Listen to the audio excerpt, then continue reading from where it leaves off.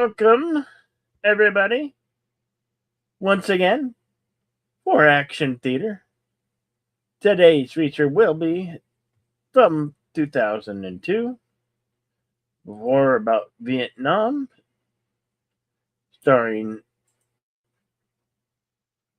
Mel Gibson, directed by the same director of Braveheart, Randall Wallace, also starring Madeline Stowe, Greg Kinnear, you know him, the man with the mustache and the voice.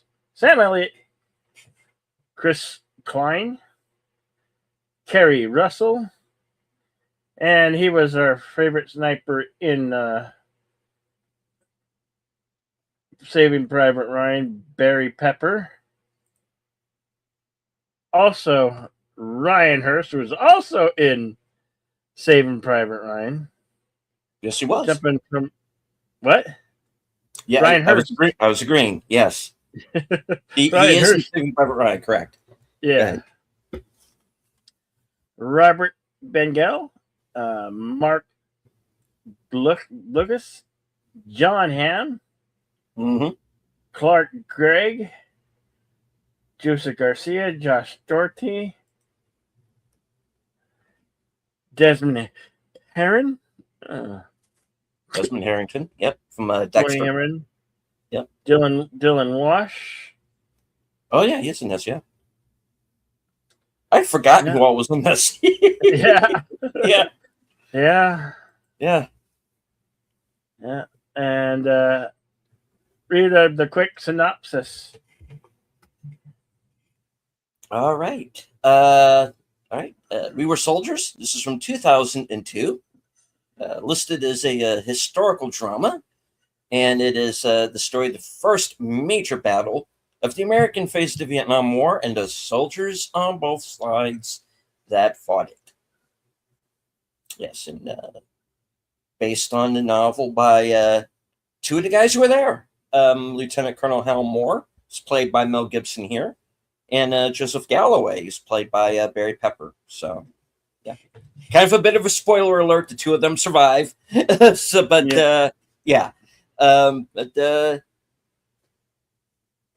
very good film. And when I saw this with my dad, he said that he felt it was one of the most realistic Vietnam films he'd seen, and he didn't throw that around lightly. So there was quite a bit of world or Vietnam War films. Of course, Robin Williams. You know Robin Williams. He did the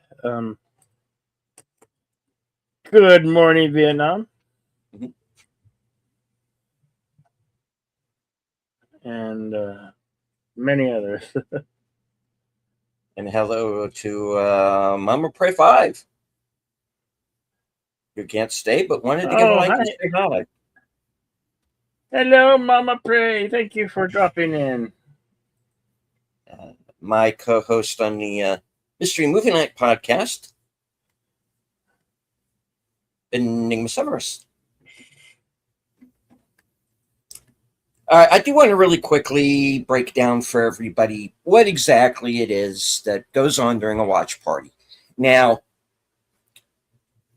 in the United States, there are copyright guidelines that we have to follow. So we can't air the film live as much as we would very much like to. The only way we would be able to do that would be to basically turn the movie into a slideshow, cover it in watermarks, or basically have to stop the film every 8 seconds. Needless to say, we would rather bring you the entire film.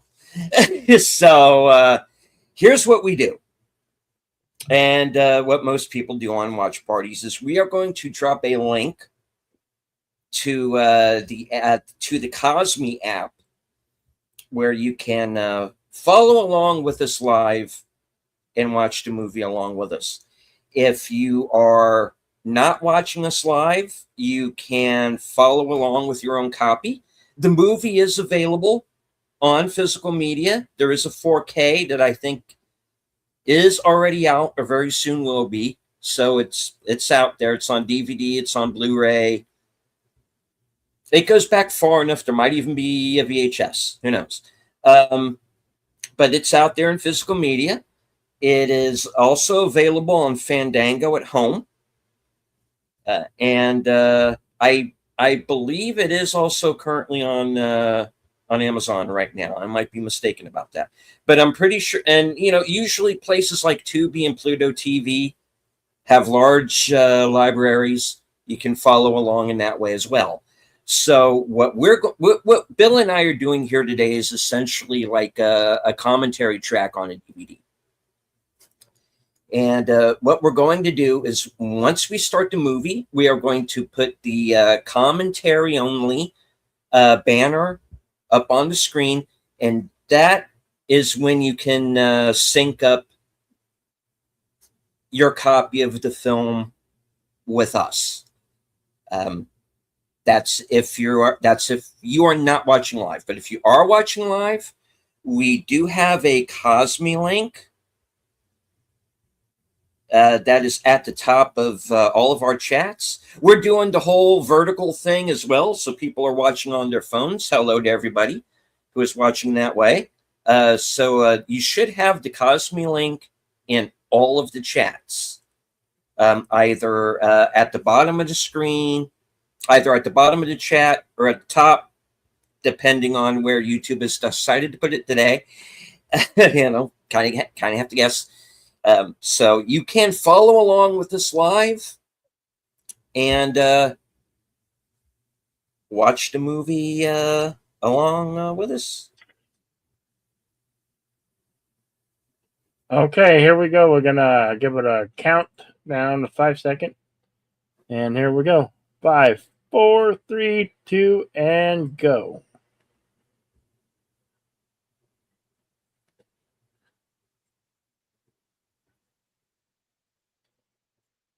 Hello to Faithful Blue Wrench, channel member of the Bird Woman of YouTube, Connie Cleary.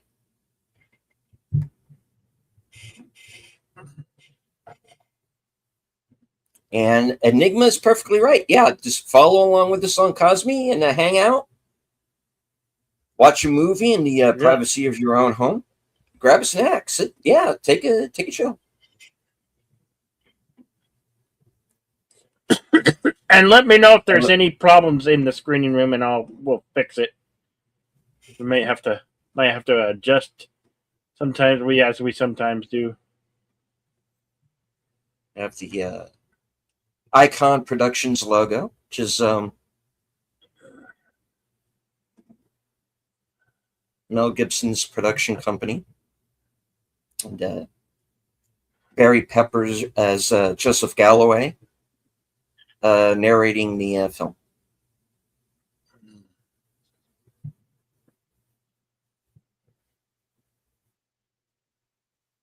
And hello to Rano4Z6E. Cosme link is at the top of the chat. Please feel free to join us in the Cosme. The film's just started. You haven't missed anything. This is the film starts out in 1954 when the French are still fighting in Vietnam. Drang Valley.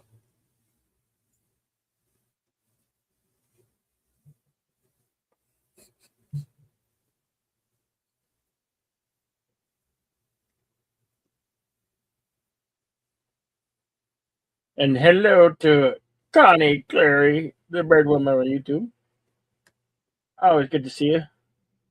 Whoa, we started out. Yeah.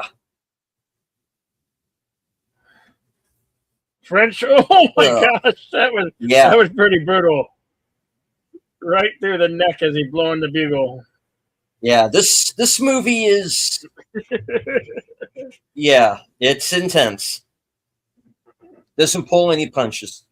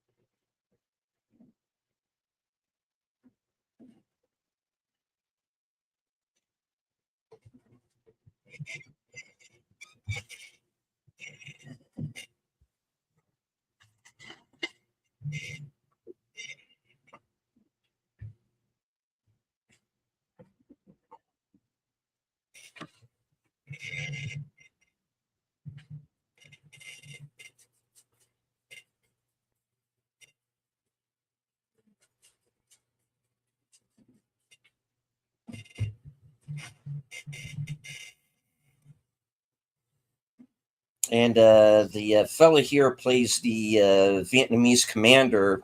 You might remember him from the movie Rules of Engagement with Tommy Lee Jones and Samuel L. Jackson. And if they didn't have a bullet, they would have used their benet to stab you right through the. And that's, Yeah. yeah.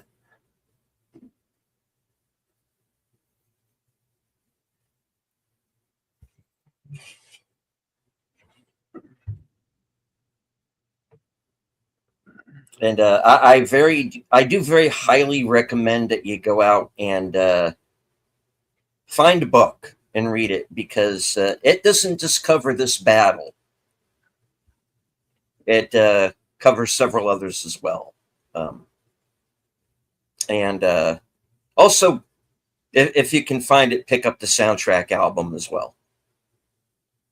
Fort Benning, Georgia, 1964. Yep.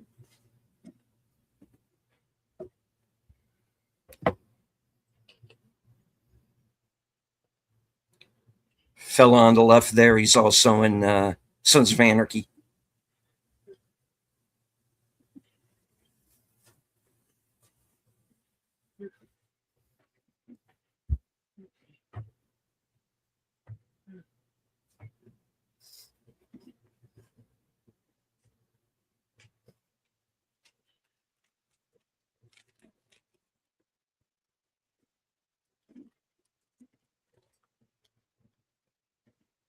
And a couple of the kids here went on to be in other things as well. Taylor Momsen's probably the most recognizable.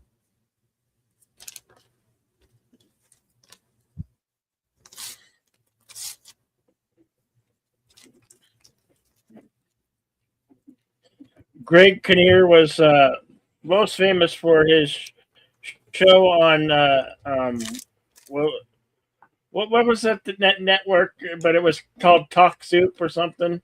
It was, yeah. The show was called Talk Soup, and was on I believe it was on E. Yeah, Ian. Mm-hmm. And also became famous when he did the As Good as It Gets with Jack Nicholson and what I can't think of the blonde. What's the blonde's name from that show? Helen Hunt. Yeah, Helen. Helen Hunt. Yeah.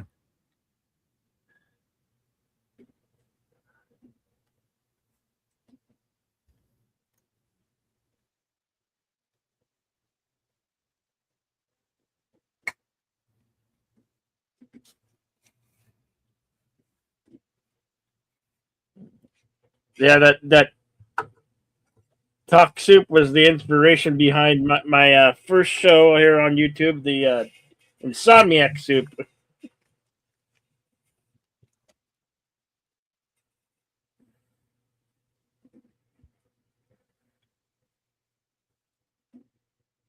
Written for screen and directed by Randall Wallace.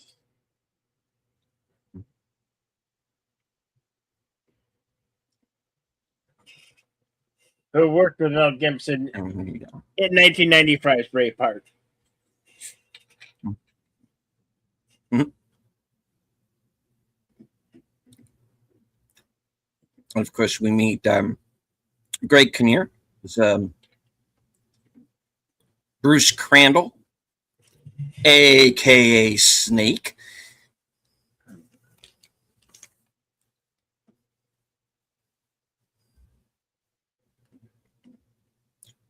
He plays an airborne helicopter pilot. He is a tall guy. I'm too tall. Hey, he must be what, 6'8" or Oh, something. easy. Tall Yeah. guy.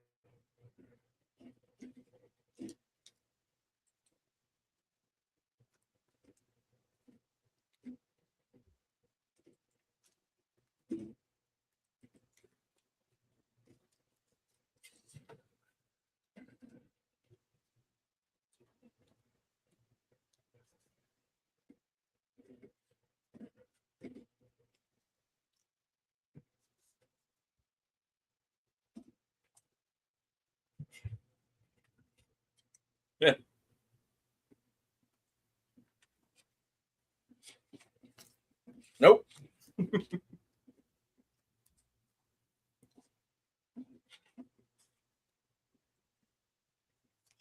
And here we got the man with the stash who has no stash.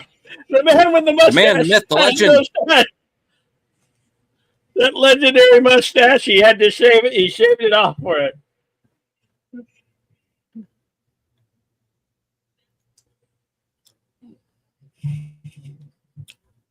Sam Elliott is Sergeant Major Basil Plumley.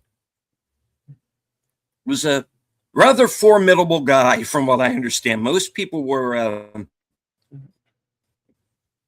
rather scared of him.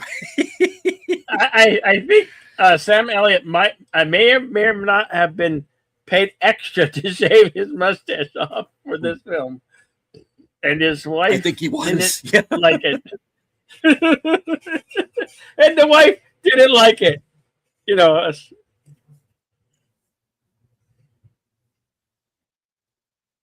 Was you see Oh, and the guy from Agents of Shield is in this. I just Yep, noticed that guy. Clark Gregg. Yeah, Colson. John Hamm, of Hail course, to you see there in that SKHD scene. And 2005. hey, Tim.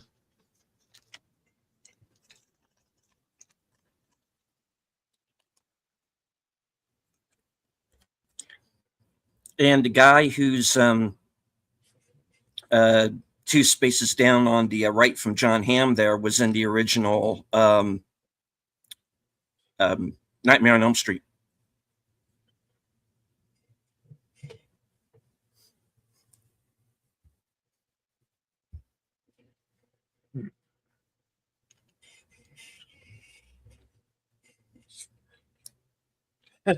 This may be the only film you see Sam Elliott without the mustache.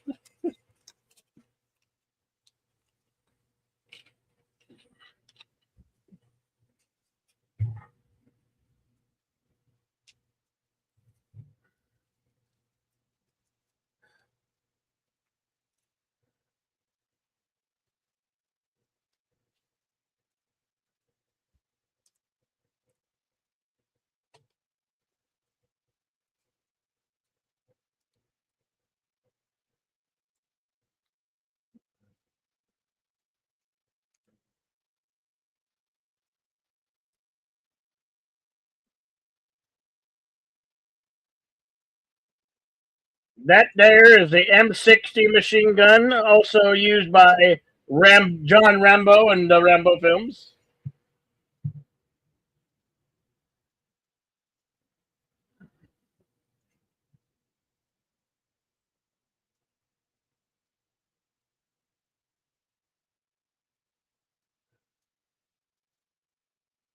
He ain't being shot at.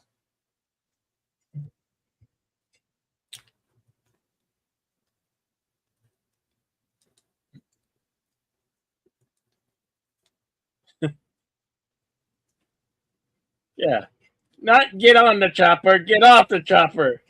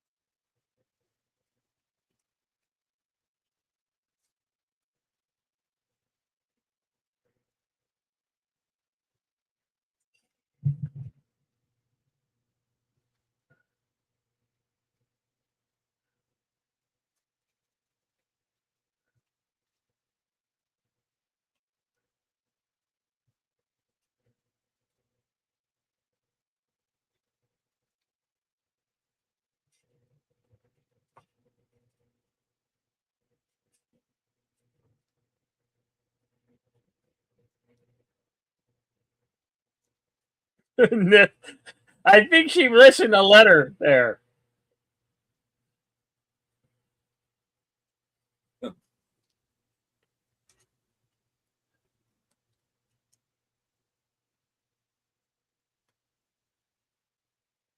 She said Methodist instead of Methodist. Yeah, but that-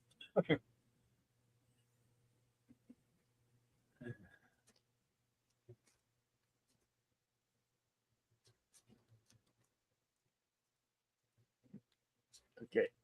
I don't understand the feet shot that showed that the daughter had bare feet and that he had his boots on.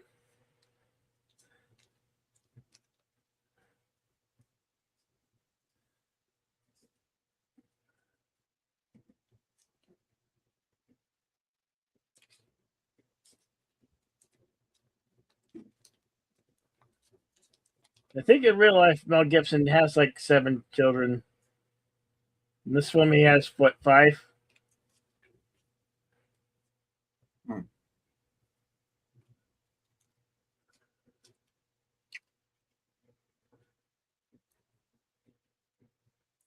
Yeah, he's got a bunch of kids. Of course, he gets married every few years too. So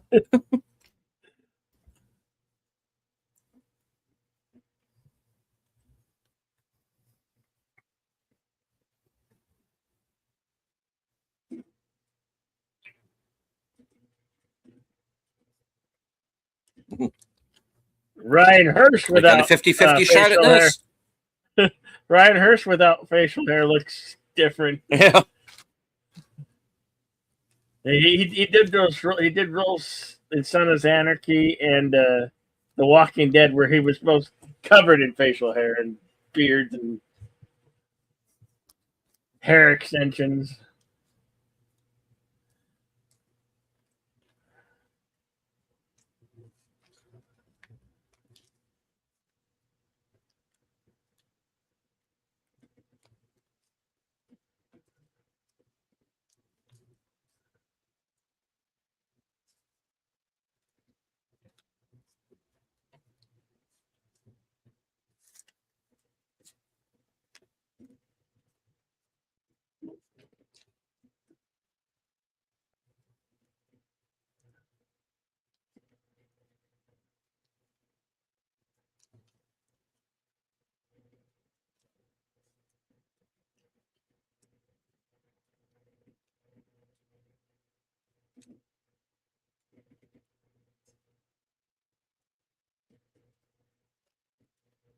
And under fire.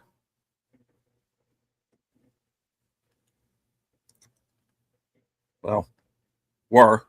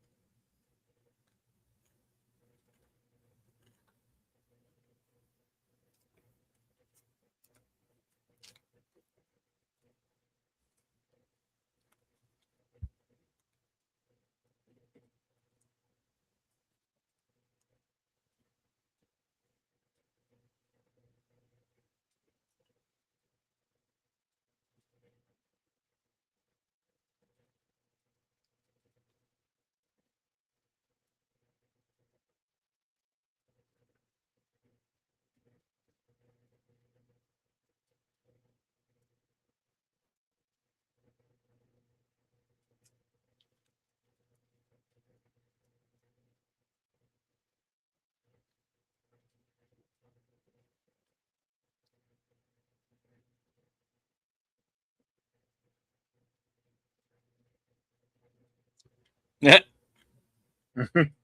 You work it out, son.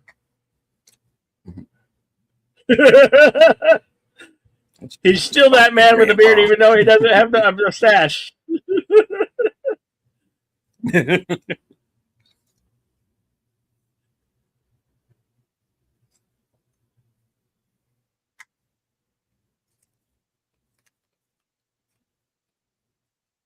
Exactly, Tim. Nobody wants to hear that sound of the warfare going on. It's just sounds of horror.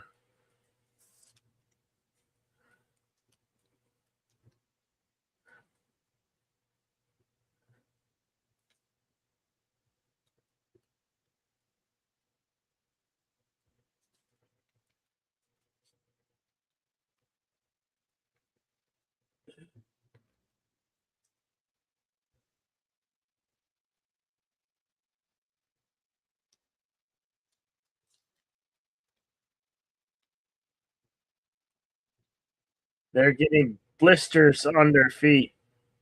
That really happens when hiking multiple distances.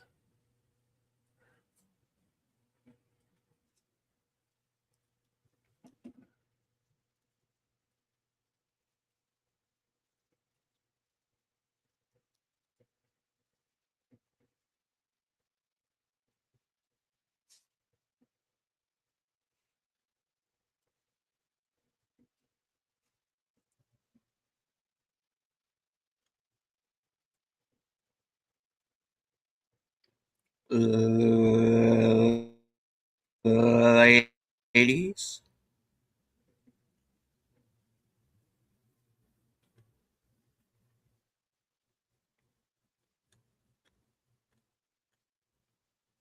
Carrie Russell playing a pregnant woman. Hmm?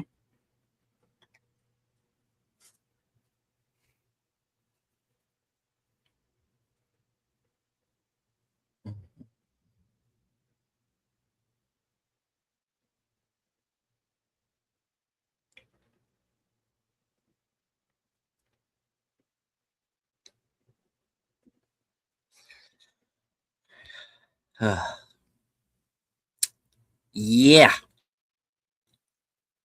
Welcome to Georgia.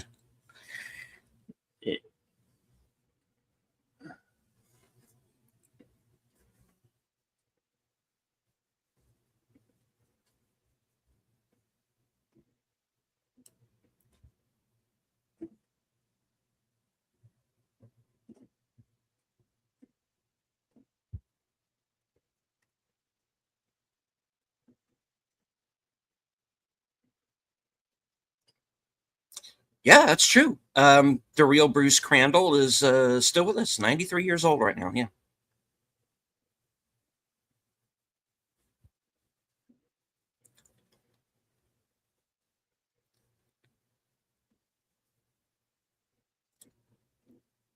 Oh, here we go.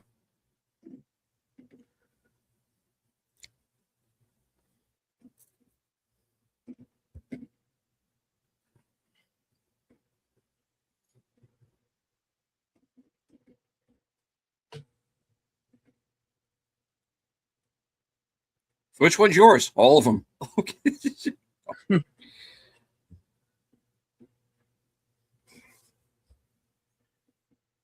Hey, it's the kid from American Pie. Yep. A couple of years prior.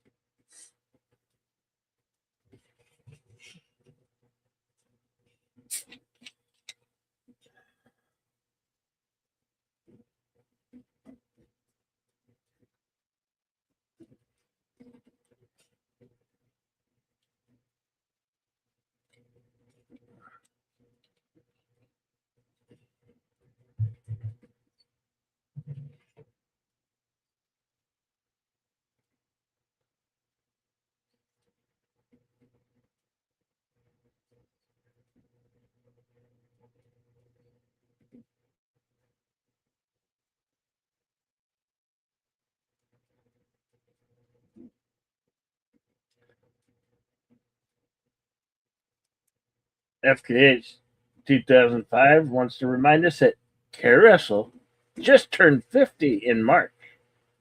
Ah, she's looking good at her age. Yeah. Yeah. I'm a 50ish years of age guy. I don't mind a 50-year-old woman around, especially one that takes care of herself. Not gonna lie.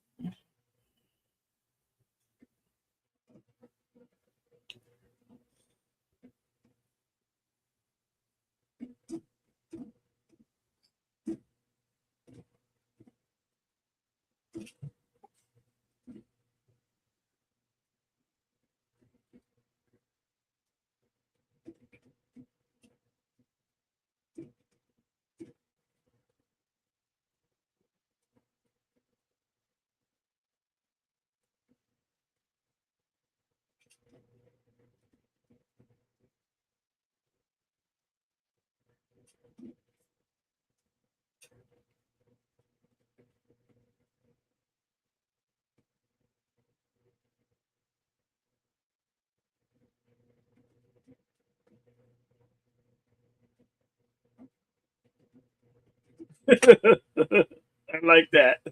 A northern heathen parish. Don't listen to them.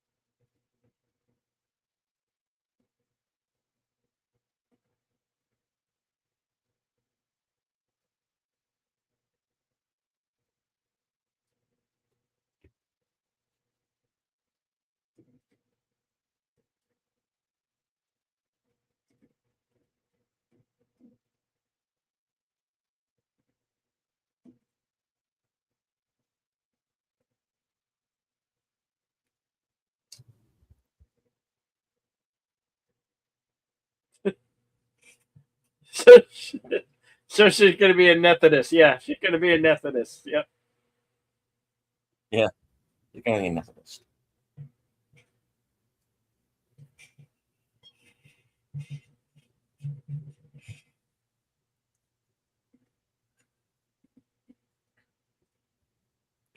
Methodist, which is kind of a cross between Methodist, a Catholic, and a high amount of respect for ostriches.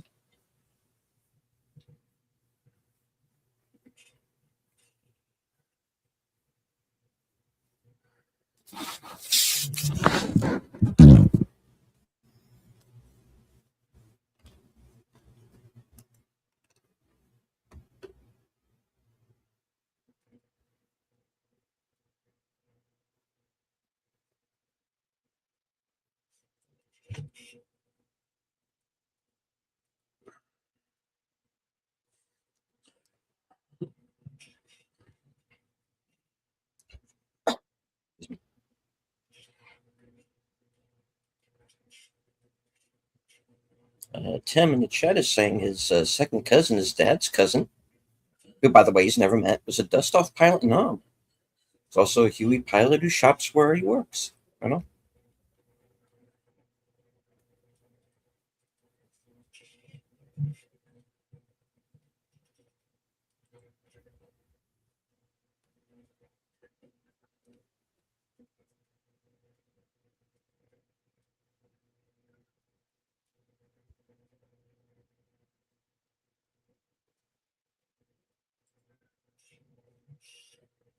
Timestamp is 2740.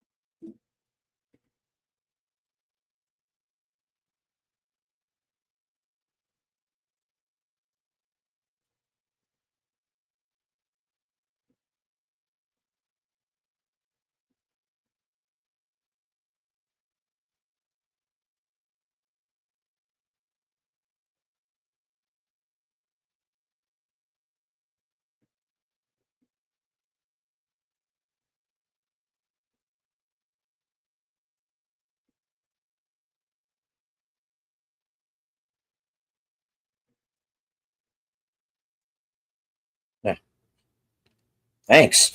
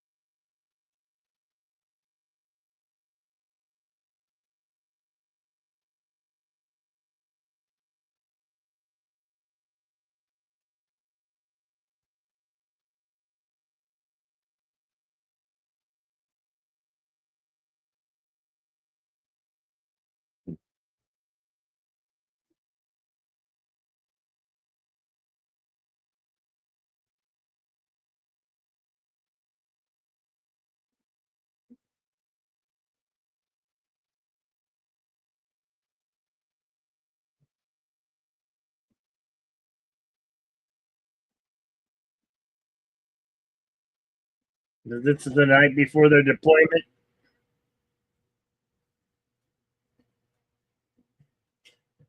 Yeah. Training's done. Now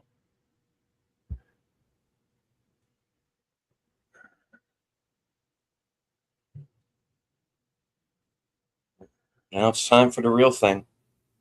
yeah.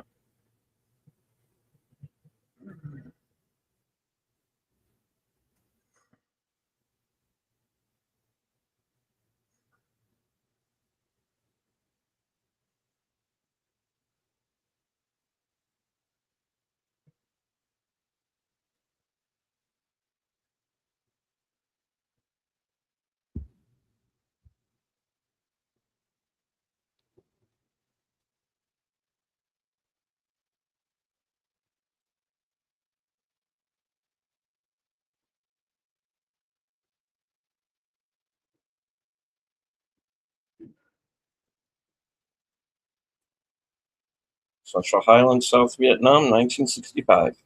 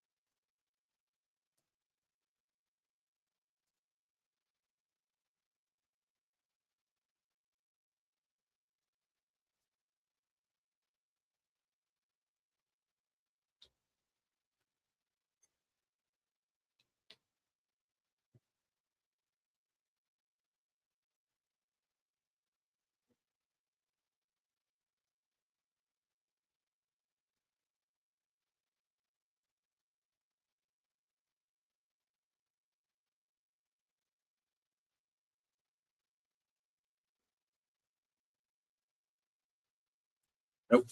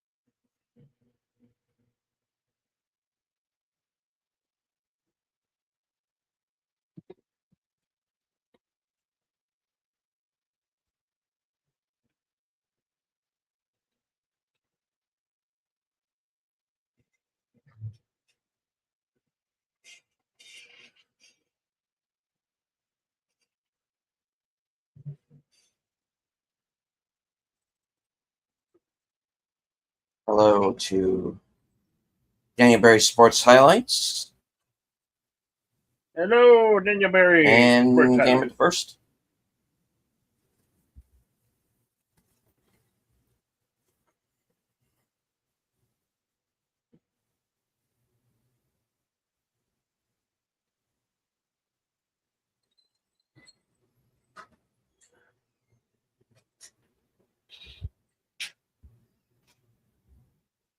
Timestamp 45:47.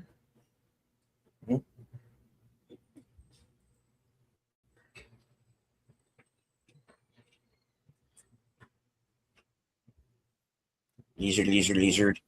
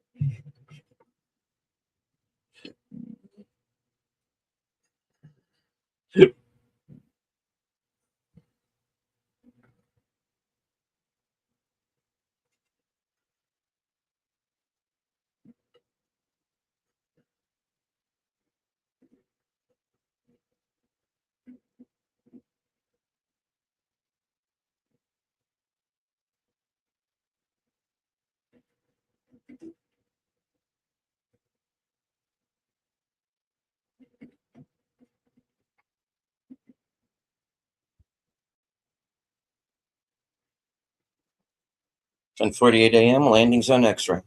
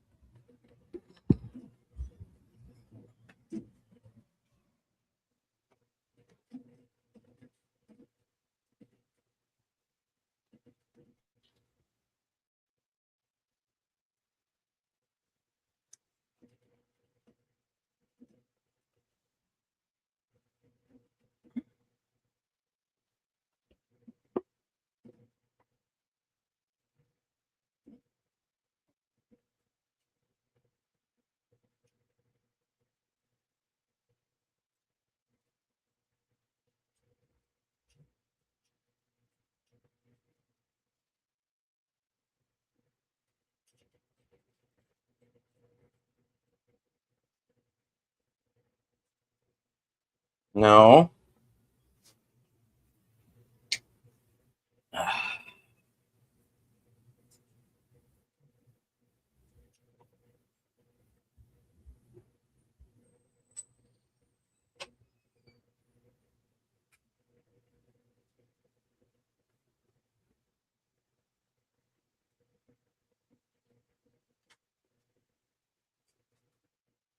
Yep. Just a really short guy.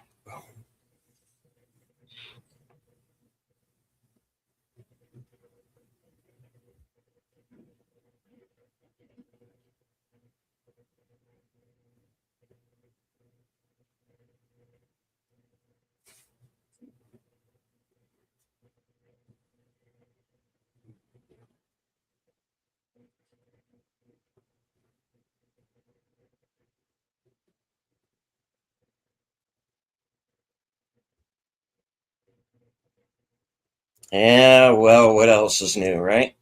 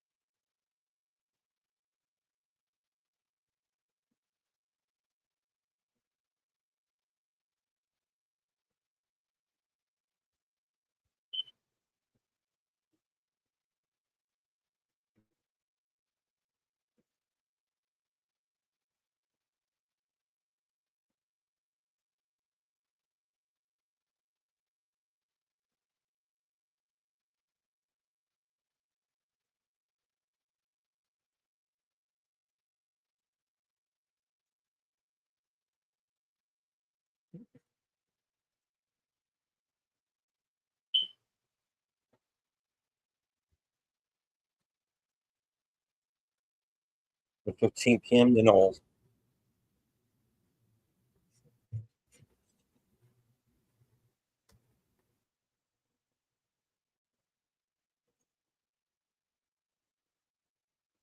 Well, watch that sniper fire.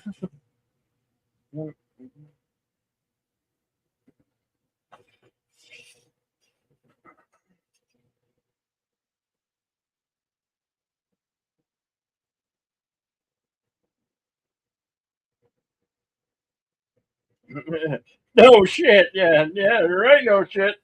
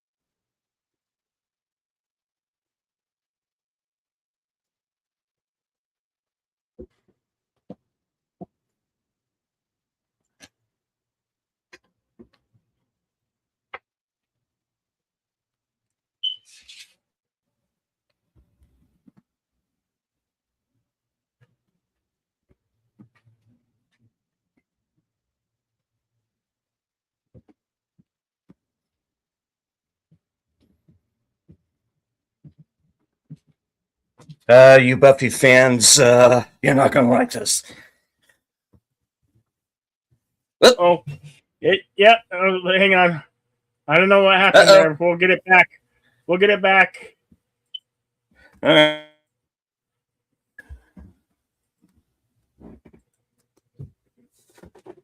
This happens sometimes, folks. We're sorry for that. Yep, yep.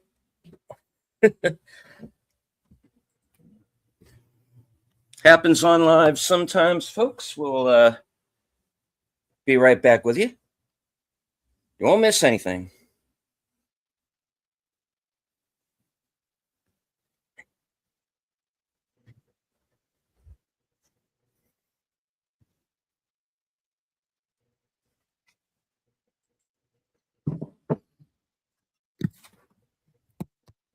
Okay, we should be back now at 52:31.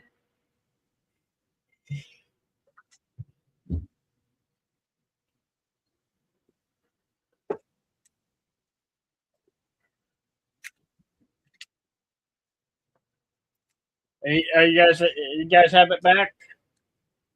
Yeah, yeah, we're back. We're back. Yeah.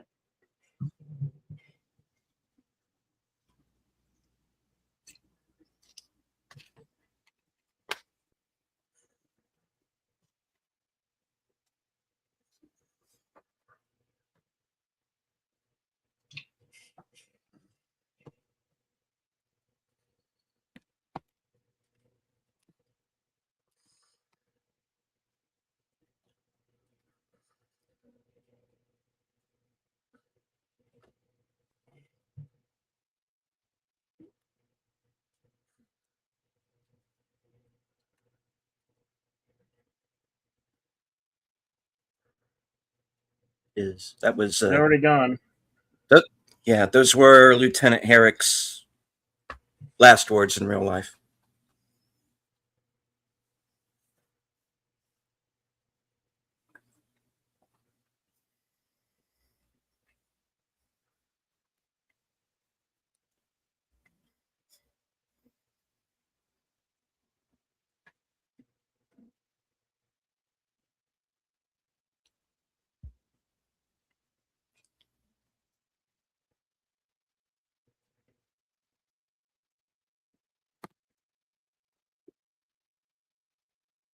Oh, the enemy's getting close. I tried to sneak up on the wrong guy, didn't I? Landing zone Falcon, Yeah. 5 miles away from X-ray.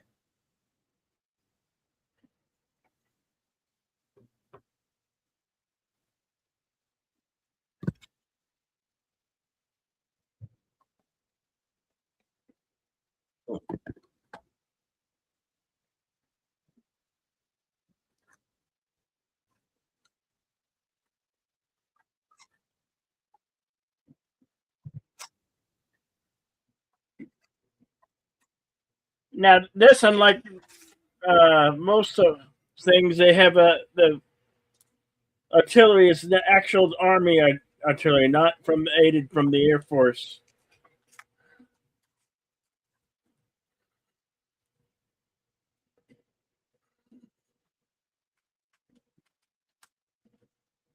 And unlike most movies on Vietnam, this isn't a movie about the politics. This is a movie about kind of tactics, really, you know, and Yeah. kind of what actually happened on the day. It wasn't trying to. I mean, it's still an anti-war film because by the end of this, you don't want to see anybody on either side die. You've kind of had enough by the end. But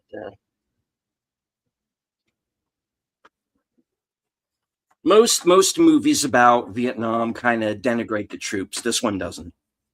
Now you have to jump off the hill. Yeah, you got to physically jump off the helicopter now. Yeah.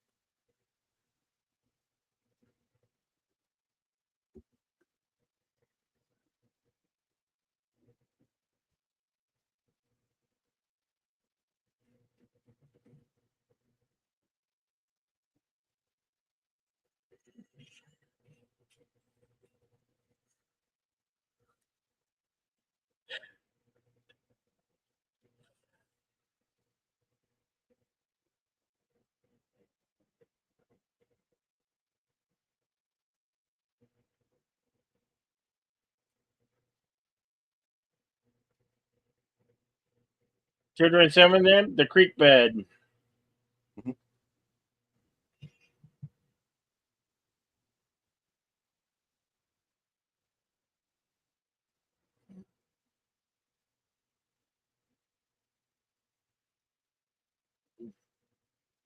And this one goes through some pains to oh, goes through some pains to show you kind of where everybody is in at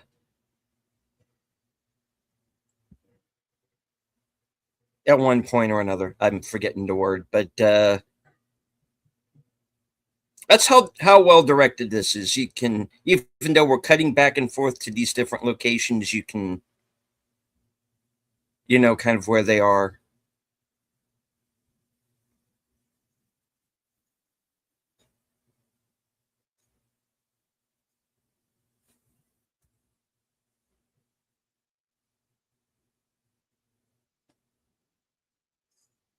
Bomb.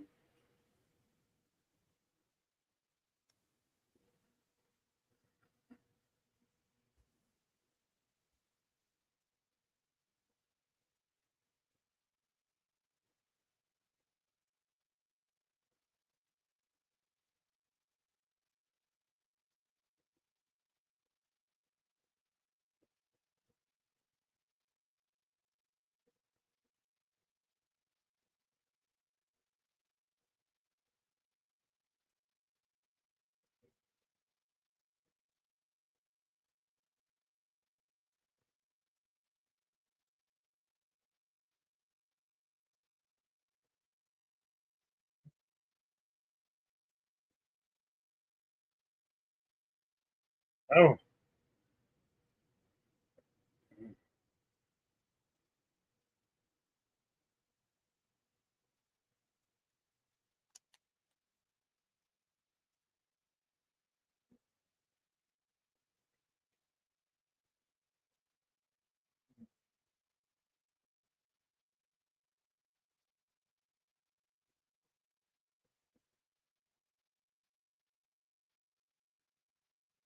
That one was basically a dead stick when they crashed.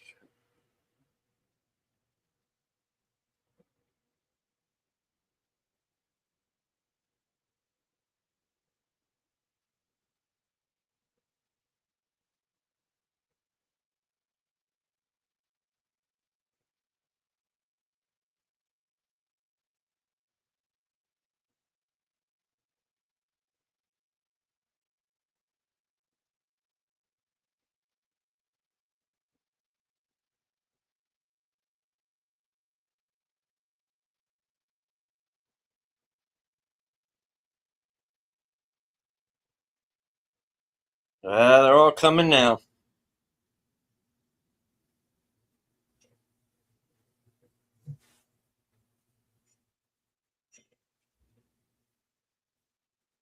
U.S. Intelligence Headquarters, Saigon. Yeah. And the guy on the left there, you fans of the original Equalizer series might recognize Keith Sarabika, who is Gosmeyer.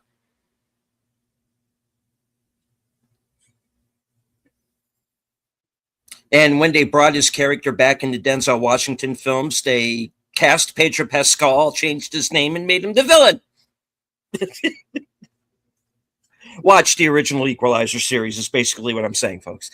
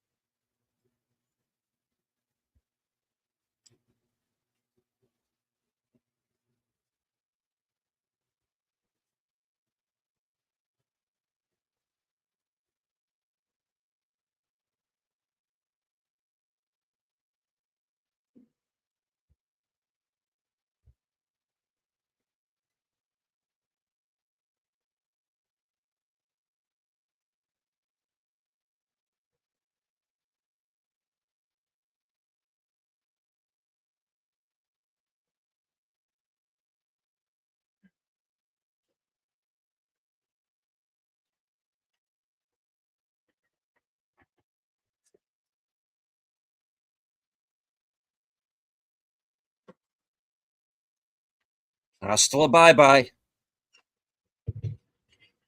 That's for those of you who forgot you're in a Mel Gibson movie.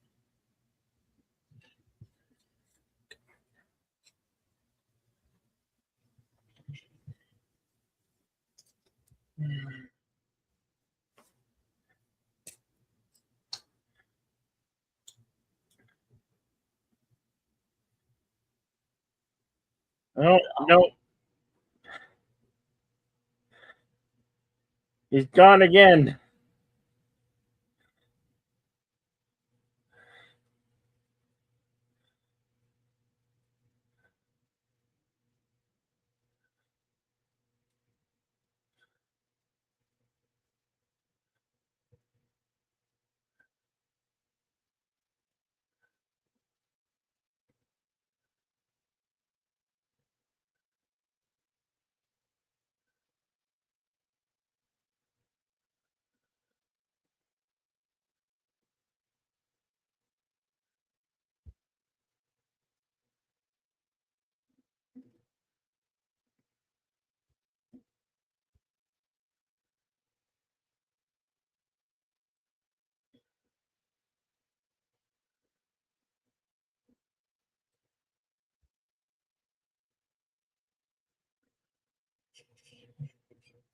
The 3:34 Knoll, p.m. The Knoll. 3:34 p.m.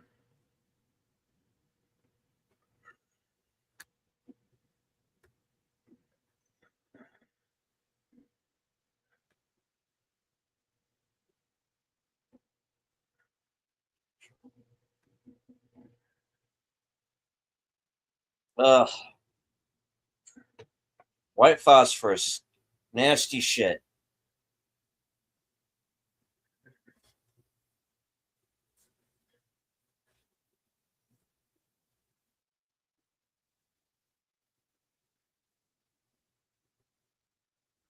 Ugh.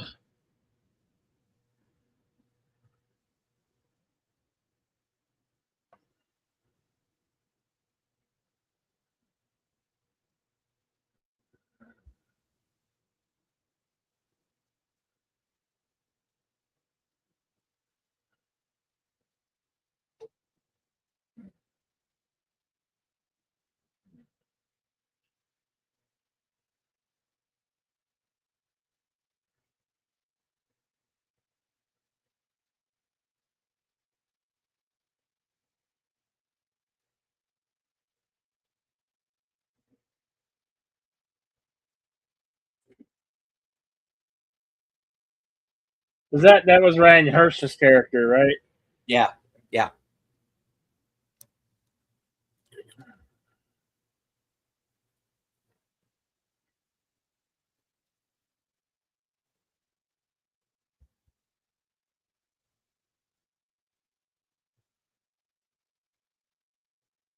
This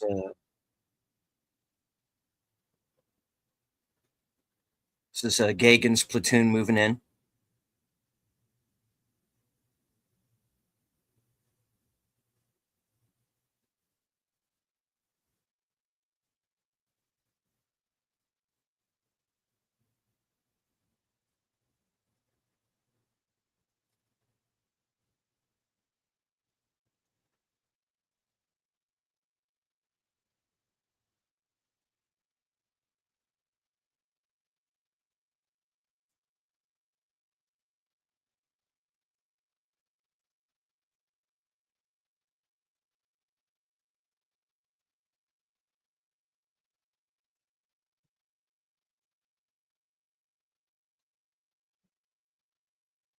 Oh, these guys are just getting slaughtered.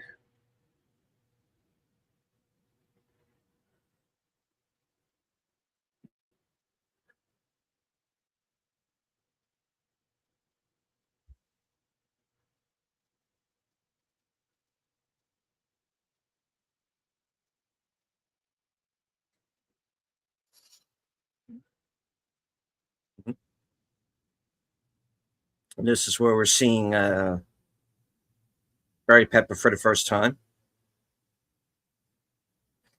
Joe Galloway.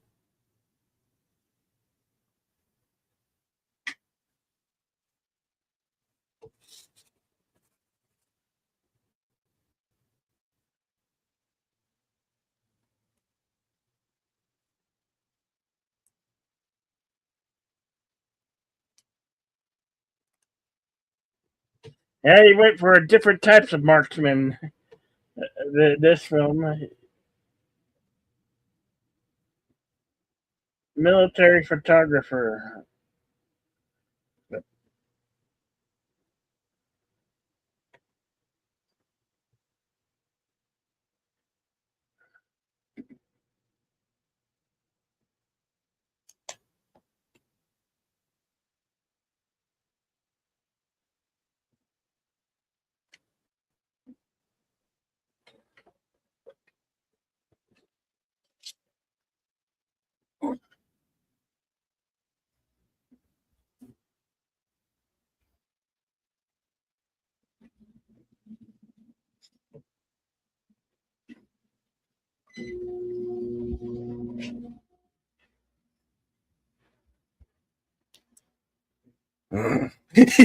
So, the reporter's out here, son.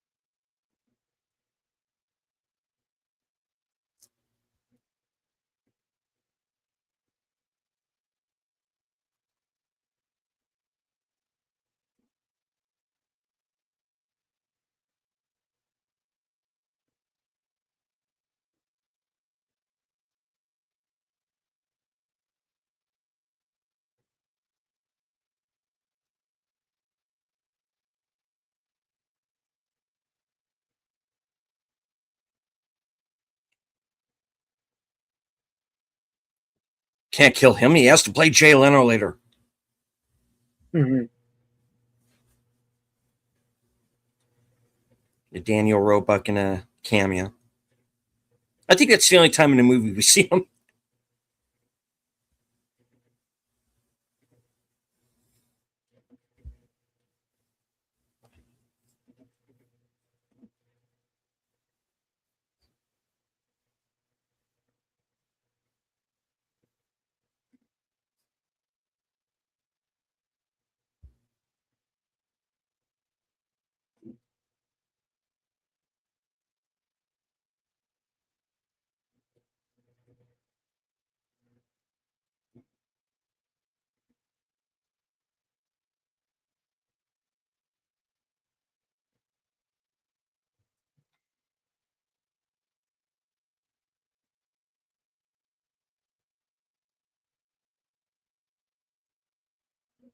Hello.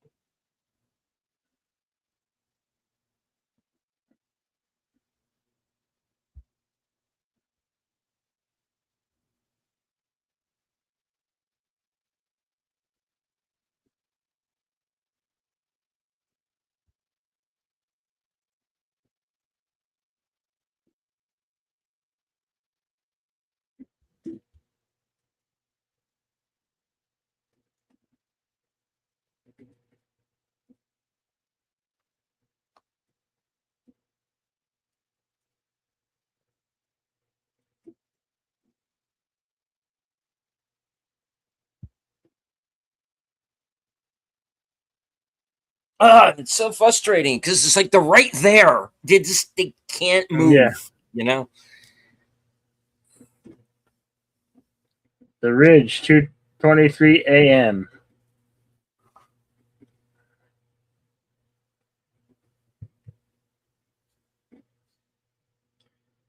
And we're about halfway through it. 1 hour, 13 minutes, and 17 seconds.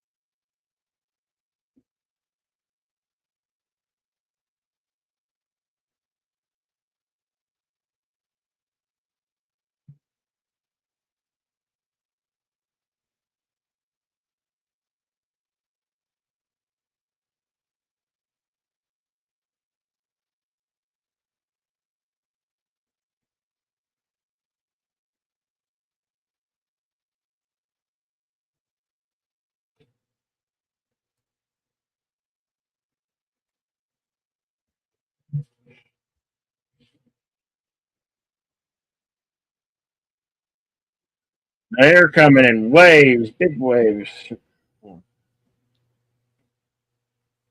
Now, when I saw this movie the first time, I found the editing of this film to be very confusing. What you're actually seeing here when they cut back home to Madeline Stone, Carrie Russell, and this is actually happening after the battle is over. These scenes.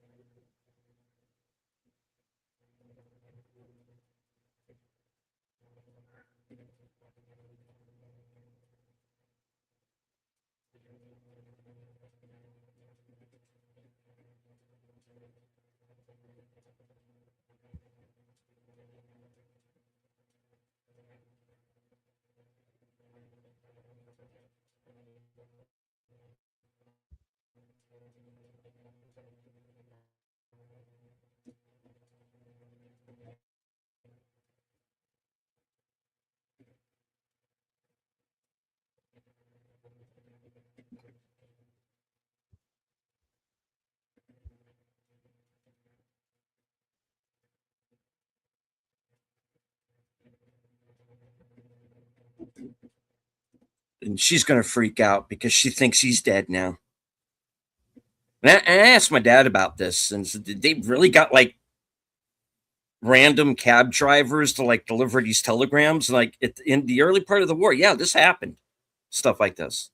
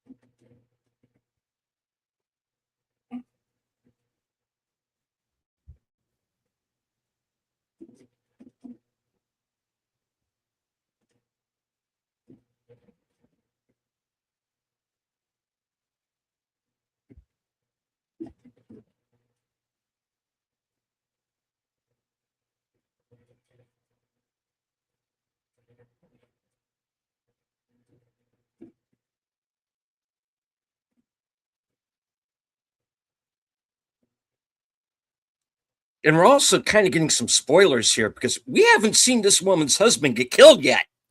So you're like, the fuck? You know? What are we missing?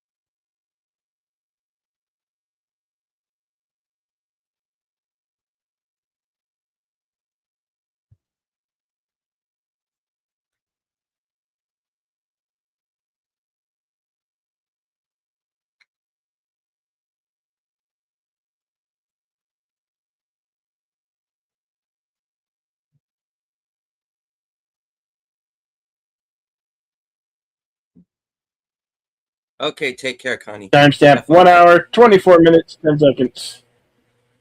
Yeah. No worries, Connie.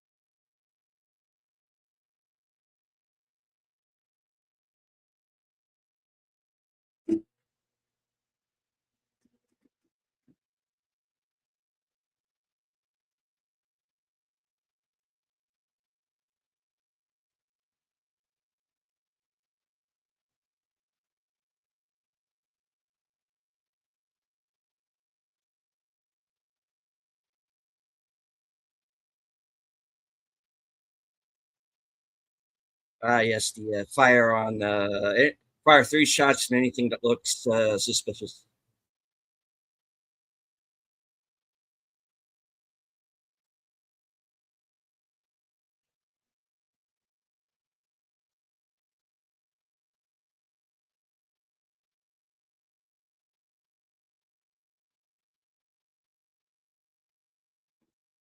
This is, of course, leading up to the now infamous broken arrow sequence.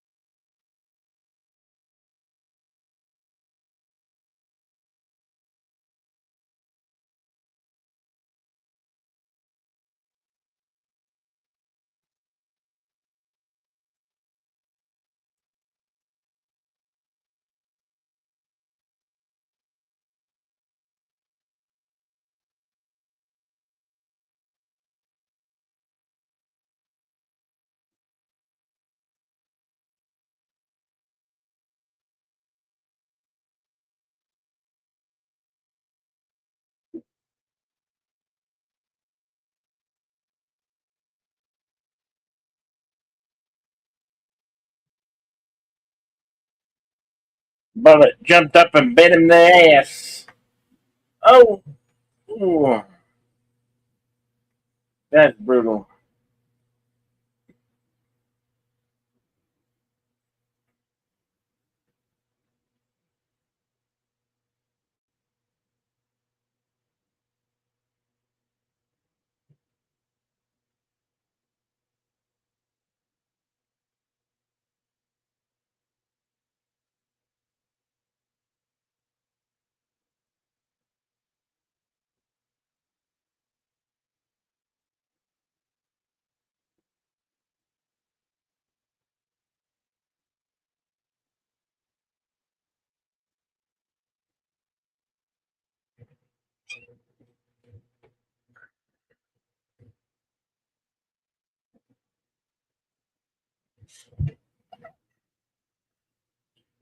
Catching that band-aid to the edge of the rifle.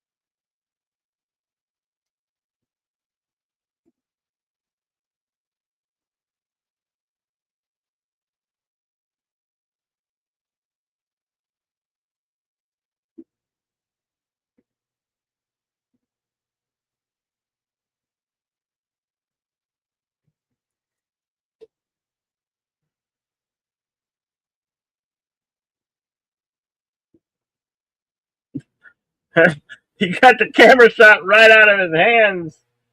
Jesus. Pictures lying down there, Sonny.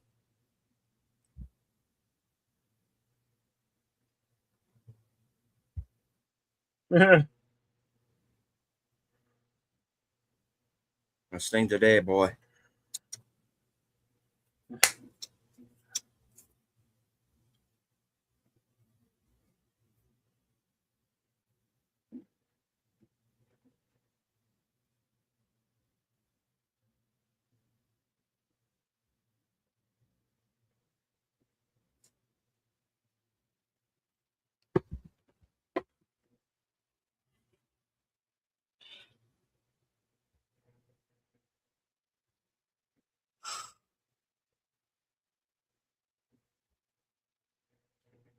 Whatever works, right?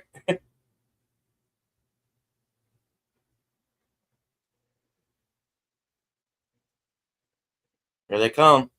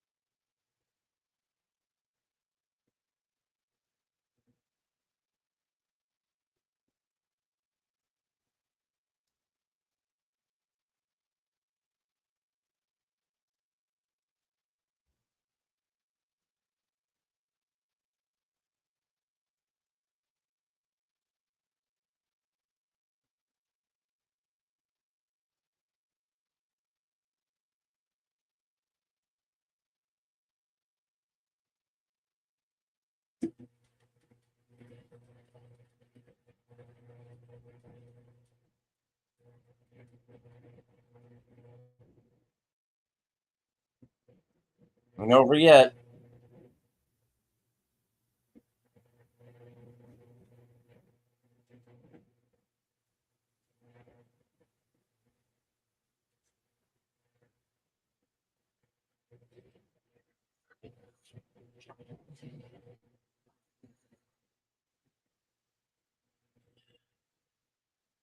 Time stamp 1 hour 35 minutes.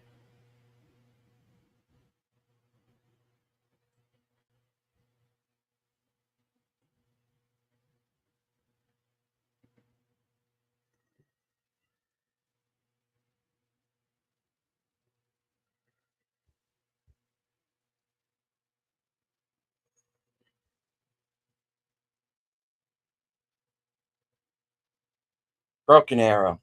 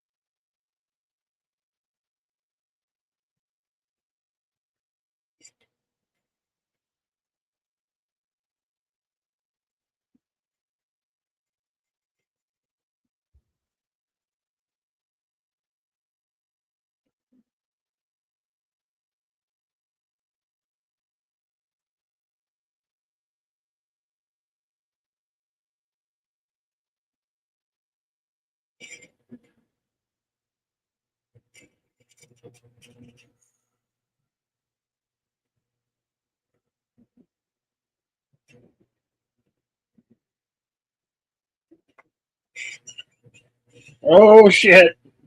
Incoming. Yep.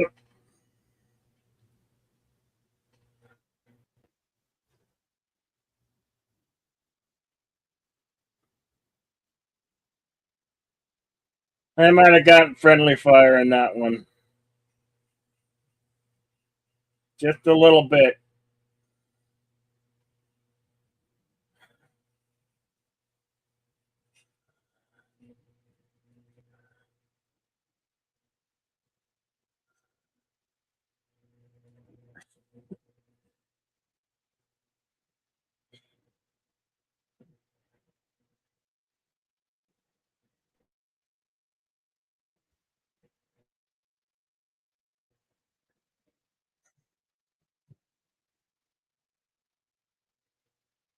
I don't have time to be on fire, damn it.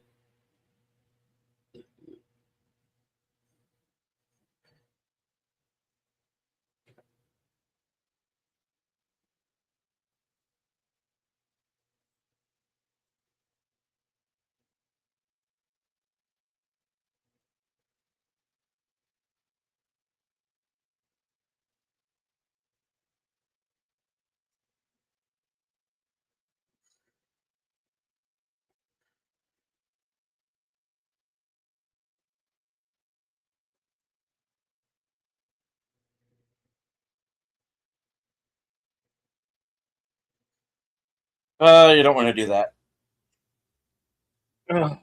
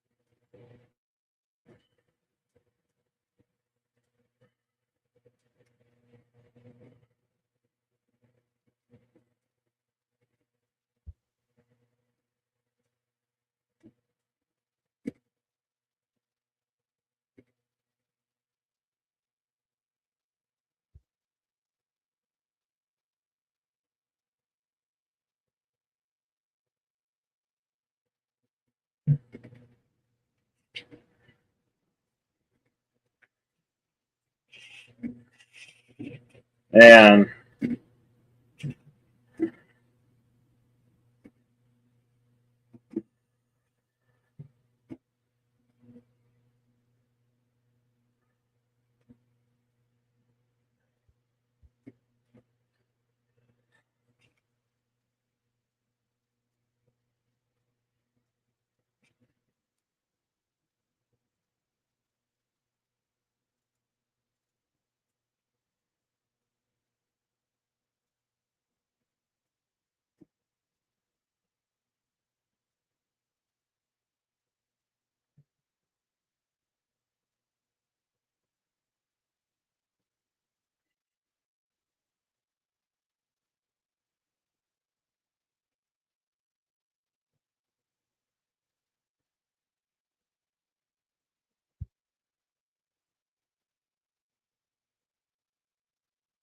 threw down the weapon and picked up a camera.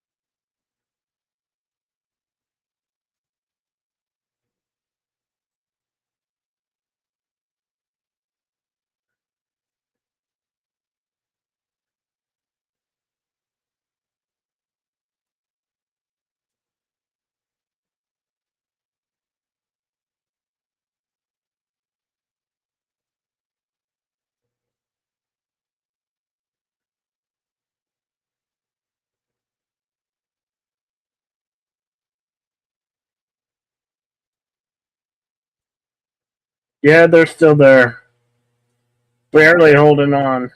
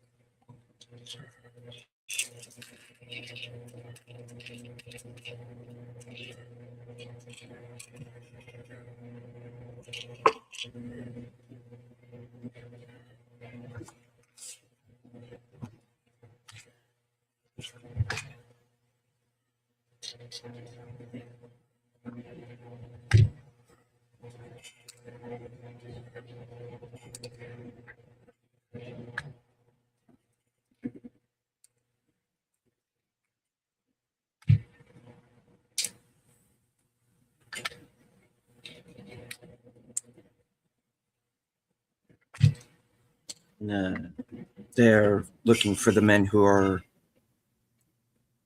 unaccounted for, of course, are Jack Gagan and Willie Godbolt.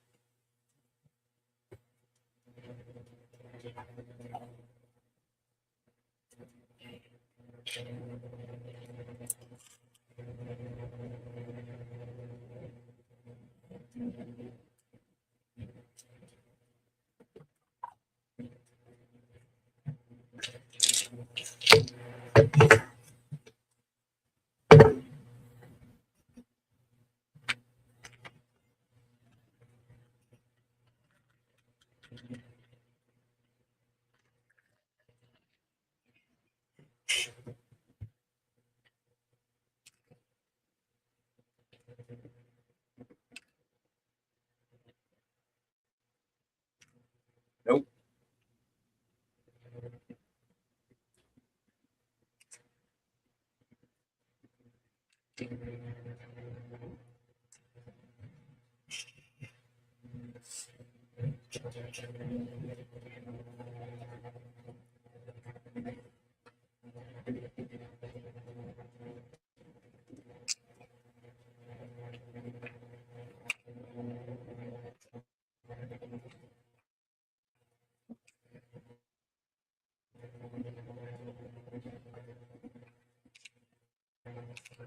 Luckily, your team is filled with you pissed off the wrong guys.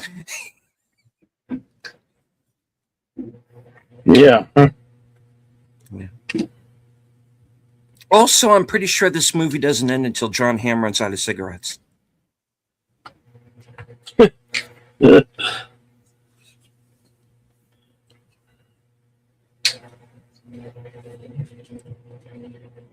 Custer was a pussy.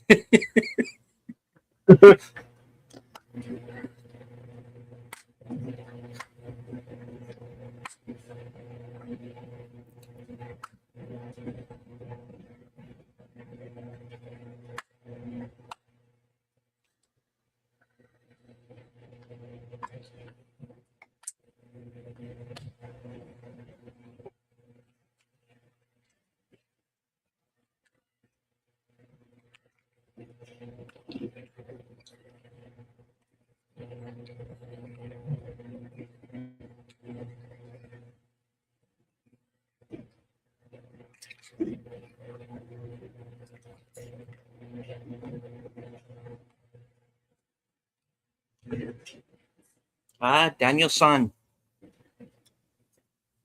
The trick to blocking a punch. Don't be there.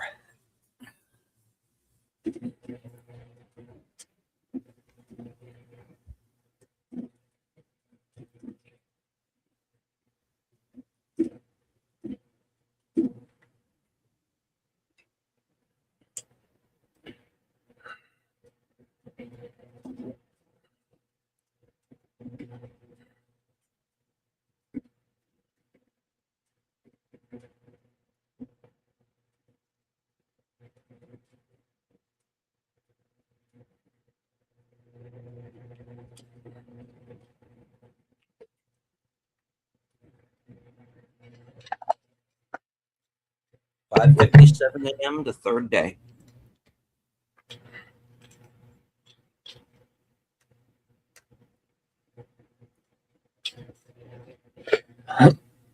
Just barely awake on the M60 gun.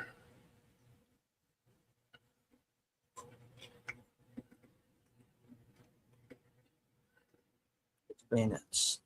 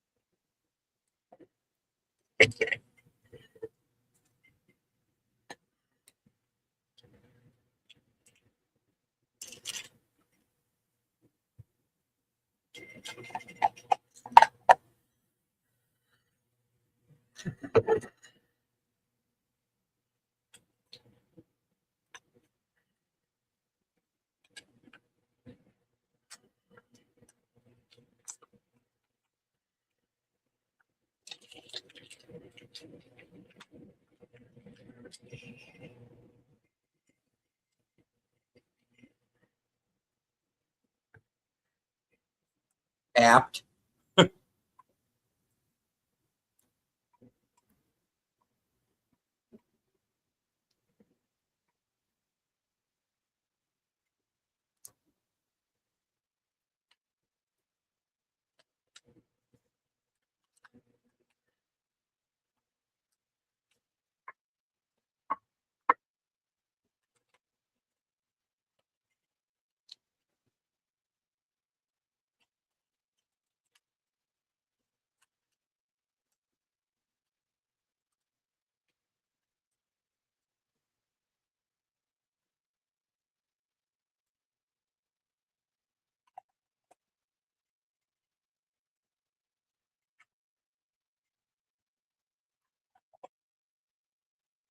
Toodles.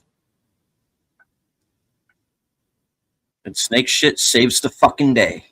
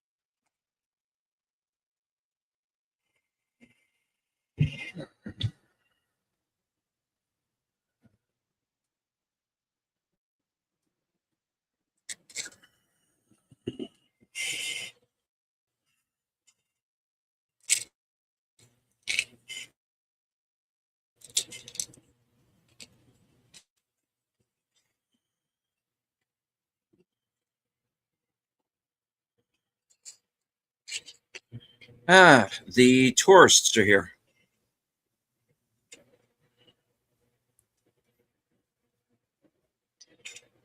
That's just the American fake media. Hmm.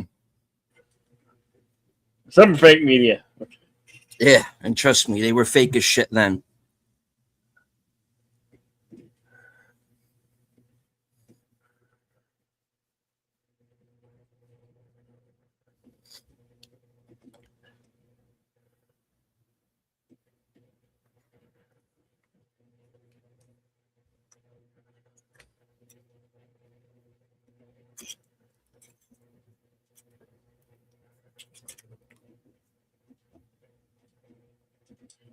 How dare they ask those questions and Yeah. not get punched? I'd be wanting to punch some journalist right then.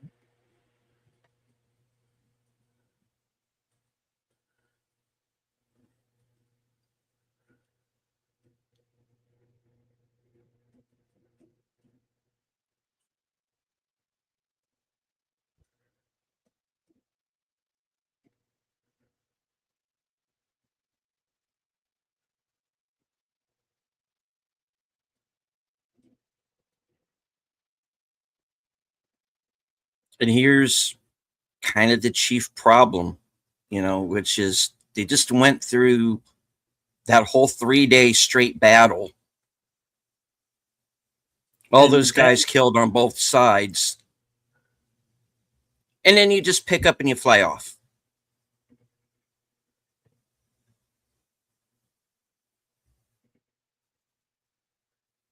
Not taking the land, not holding it.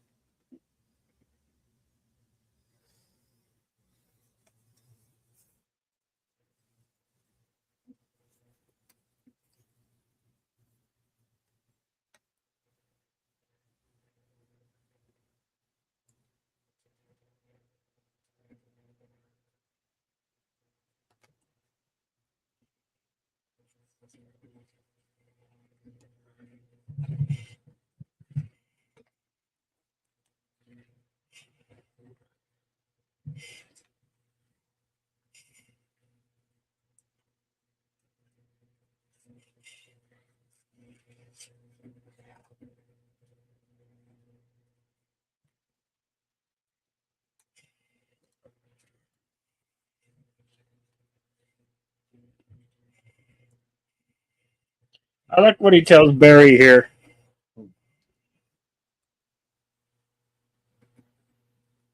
Show him, Joe. Got to show him, Joe.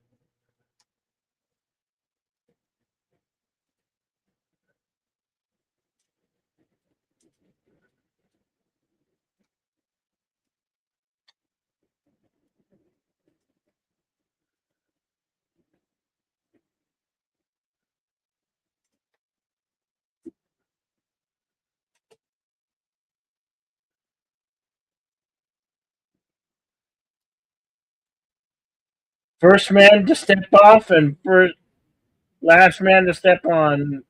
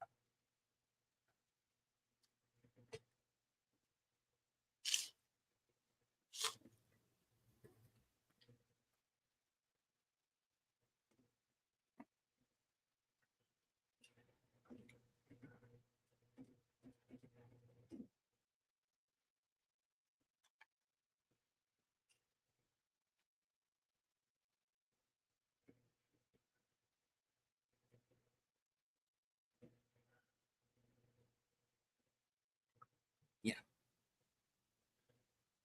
He removes the American flag from that broken branch and then he returns it. Yeah. Out of respect. It is a sign of respect, yeah. Because he's right, because he knows what's going to happen, because he went through the French and probably the Japanese before that. And yeah.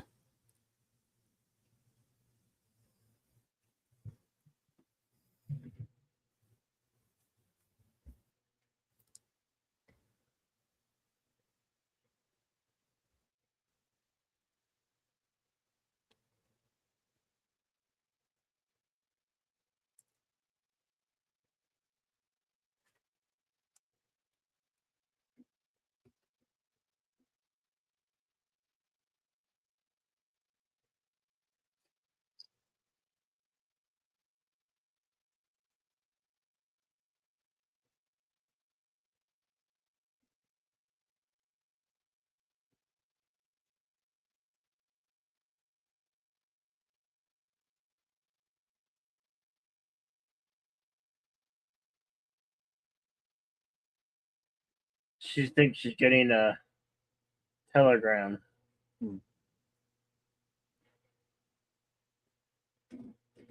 But it's her husband.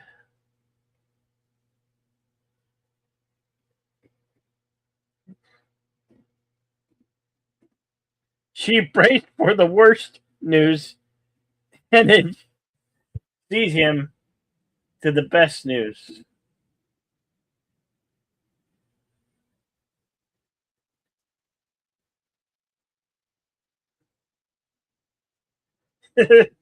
You can wake up now. You can go back to Daddy's home.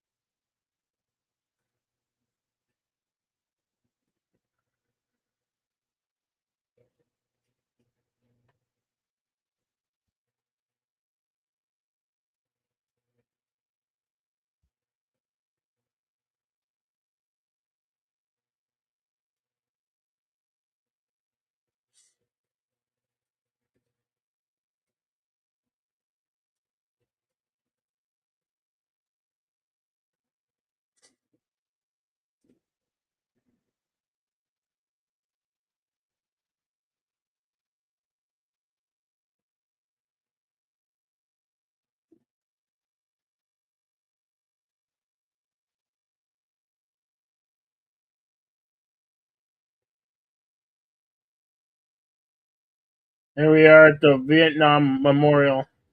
Mm-hmm.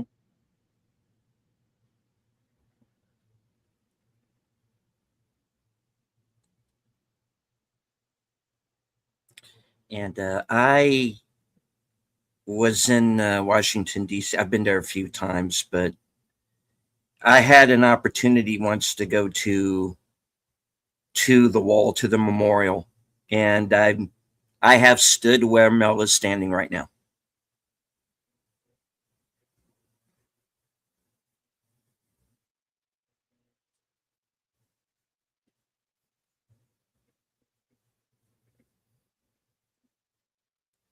And they're going to go through every name that was lost.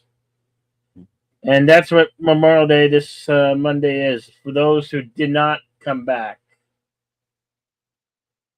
For every uncle, for every husband, father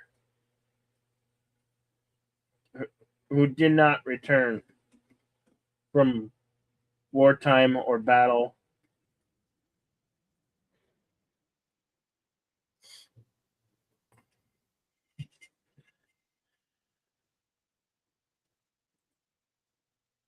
So that was We Were Soldiers. Will you please consult the scrolls? All right. We Were Soldiers was released March 1st, 2002. Estimated budget of 75 million, going on to gross over 115 million worldwide.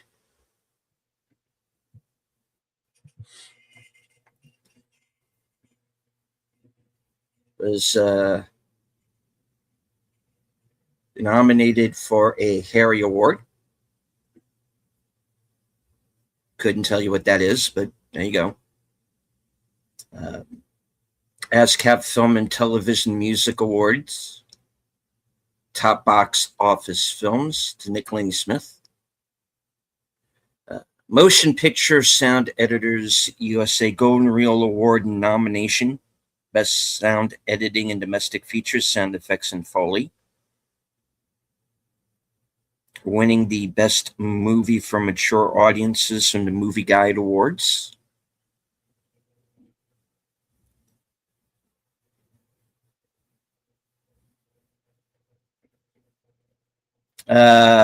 Winning the Yoga Award for Worst Foreign Film.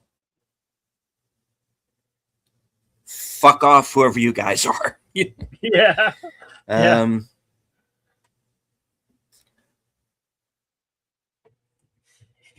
Nominated for 3 Taurus World Stunt Awards. And if there's any group that deserves an Oscar category, it's stunt artists. Best Fire Stunt, Algodo, Spencer Sano, large planes drop bombs on a battlefield, setting the field on fire. Viet Cong are engulfed in fire and stuntmen perform full fire burns. Bombs continue to drop as stuntmen emerge from large explosions. Best Stunt Coordinator and or Second Unit Director featured Alan Graff. You might not know that name, folks, but trust me, in a lot of the movies that we've shown on Action Theater, that man's been in them at some point or another.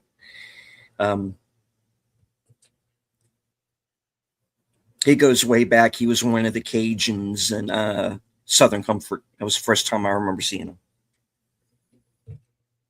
him. Best Fire Stunt, John Meyer and Spencer Sano. Large bombs ignited. 2 soldiers are caught in its flames. 2 stuntmen perform full body burns, while other soldiers sealed themselves in the blast.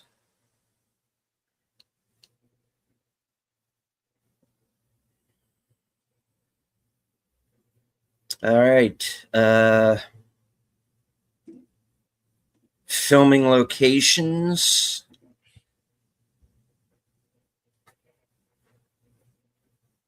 Pasadena, California.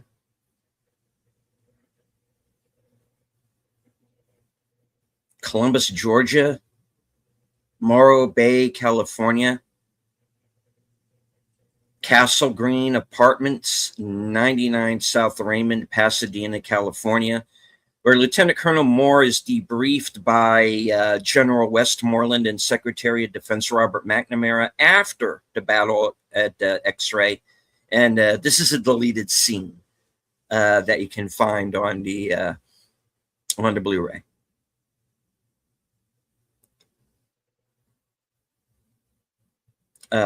Fort Hunter Liggett, California, for the battle scenes. All right. And the rest that I'm about to read off are all in Fort Benning. 178 Miller Loop, Lieutenant Colonel Moore's base residence. 174 Miller Loop, Captain Metzger's base residence. 153 Sigerfoos Road, Doughboy Stadium's 7th Cavalry Ceremony. New Soldier Plaza, Wold Avenue, Sigerfoos Road. Sergeant Savage greets Sergeant Major Plumley here on 2 occasions. Riverside Commandment's Home, 102 Vibert Avenue, celebration dance for the 7th Cavalry before deployment. 91 Miller Loop, Lieutenant Gagan's based reference. Burr Street between Holt Street and Chesney Street. Moore family arriving at Fort Benning in their station wagon with U-Haul trailer driving by stag display airplanes. Lawson Army Airfield Hangar Number 2, Bradshaw Road, Crandall and the 11th Air Assault Helicopter Battalion playing baseball on the tarmac. Lawson Army Airfield Hangar Number 2, Bradshaw Road. Lieutenant Colonel Moore, Sergeant Major Plumley introduced themselves and welcomed their officers to the new cavalry hangar interior. The Infantry Chapel, Lauber Street and Sigerfoos Road. Catherine Metzger sings On a Solid Rock I Stand, also cameos by Hal Moore and Barbara Gagan with their respective families in a deleted scene.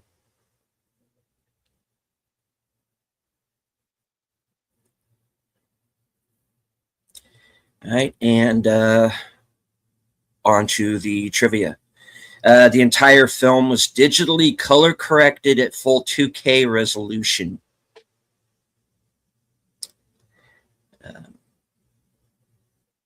Kenny Thomas, who acted as a military advisor, technical advisor, and an extra in this film, fought in Mogadishu with the 3rd Battalion, 75th Ranger Regiment in 1993, the battle depicted in Black Hawk Down. On that same trip where I went to the memorial,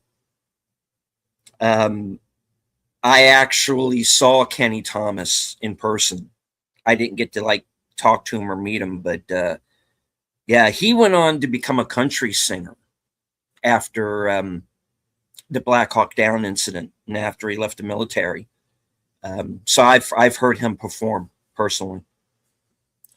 875,000 feet of film was shot, roughly 150 hours. It took the editing team 6 days, day and night, to watch it all. During the last year of production, sound engineer Steve Bartkowitz consulted the Frederick Military Academy alumni webmaster Richard W. Abrams, who went uncredited, to determine which French bugle call would have been played during the opening massacre sequence. For historical accuracy, Abrams was also called upon to determine if the bugle call would have remained the same today as in the year of the massacre. The bugle call was found on a French military website and forwarded to Bartkowitz. The French bugler shot in the beginning is portrayed by writer-director Randall Wallace's real-life son. A good amount of the musical score is based around the song Sergeant Mackenzie, which plays during the closing credits of the film. A theatrical re-release in September 20th, 2002 in Arizona saw the world premiere of Randall Wallace's sonic whole overhead sound format, on which the cinema's audio system features a new ceiling speaker channel to convey height information. The mix was created by Mark P. Steckinger in association with Dolby Labs and Tadeo Soundlux. The A6 Intruder footage was originally shot for Flight of the Intruder. This was necessary because the A6 had been retired several years before this film was made, and so none were available to use in the movie. Although many of the names are never really seen or said throughout the movie, very careful attention was paid to ensure every member of the company was represented properly in the film. For every person that was a member of the company in real life, there was an actor on screen, most of whom resembled the actual soldiers themselves. Was originally scheduled for a 2001 release, but that was pushed back so Chris Klein could work on American Pie 2.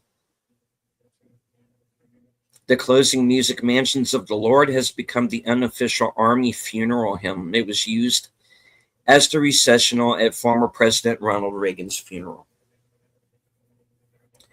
A total of 3 soldiers were awarded the Medal of Honor for the battle represented in this film. Joseph Marm Jr. received his shortly after the battle. Ed Freeman on July the 6th, 2001.